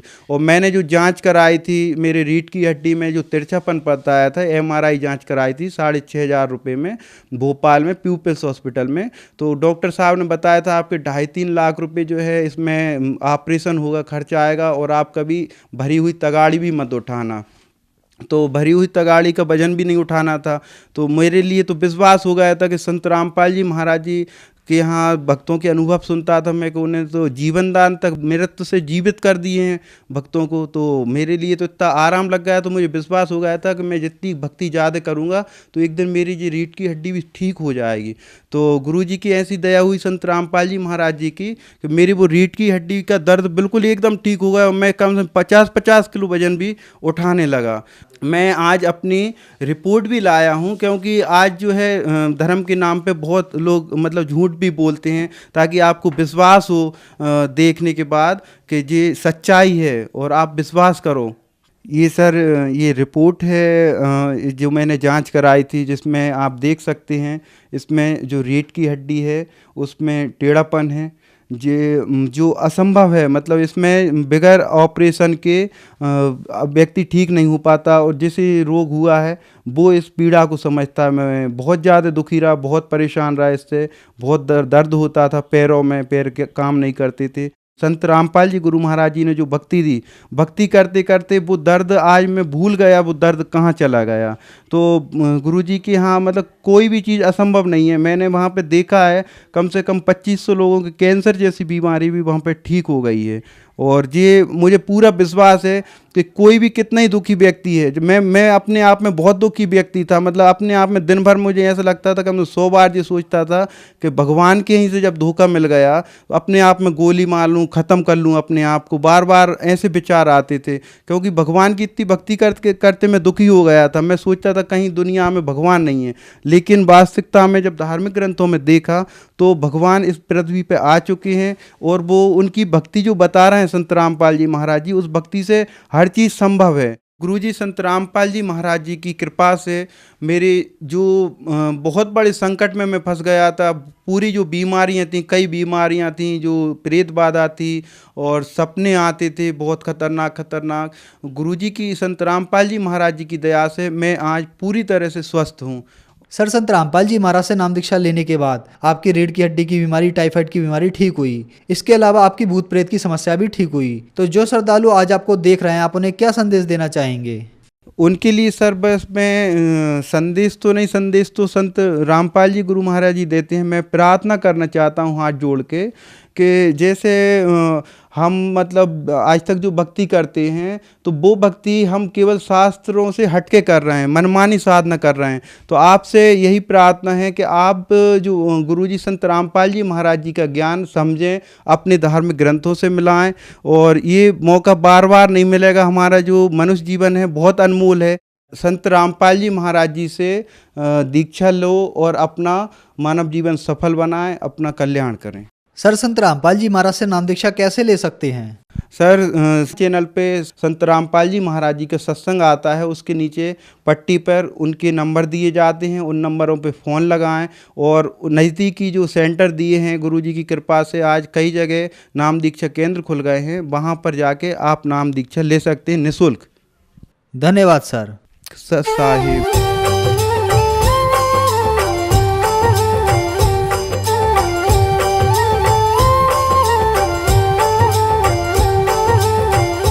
सुन रहे थे जगत गुरु तत्वदर्शी संत रामपाल जी महाराज जी के मंगल प्रवचन। अधिक जानकारी के लिए विजिट कीजिए हमारी वेबसाइट www.jagatgururampalji.org। संत रामपाल जी महाराज जी के शुभ आशीर्वाद से पूरे विश्व भर में 500 से भी ज्यादा नाम दीक्षा केंद्र हैं, जिन पर संत रामपाल जी महाराज जी द्वारा ऑनलाइन निःशुल्क नाम दीक्षा दी जा रही है। अपने नजदीकी नाम दीक्षा केंद्र का पता करने के लिए संपर्क करें 8222880541।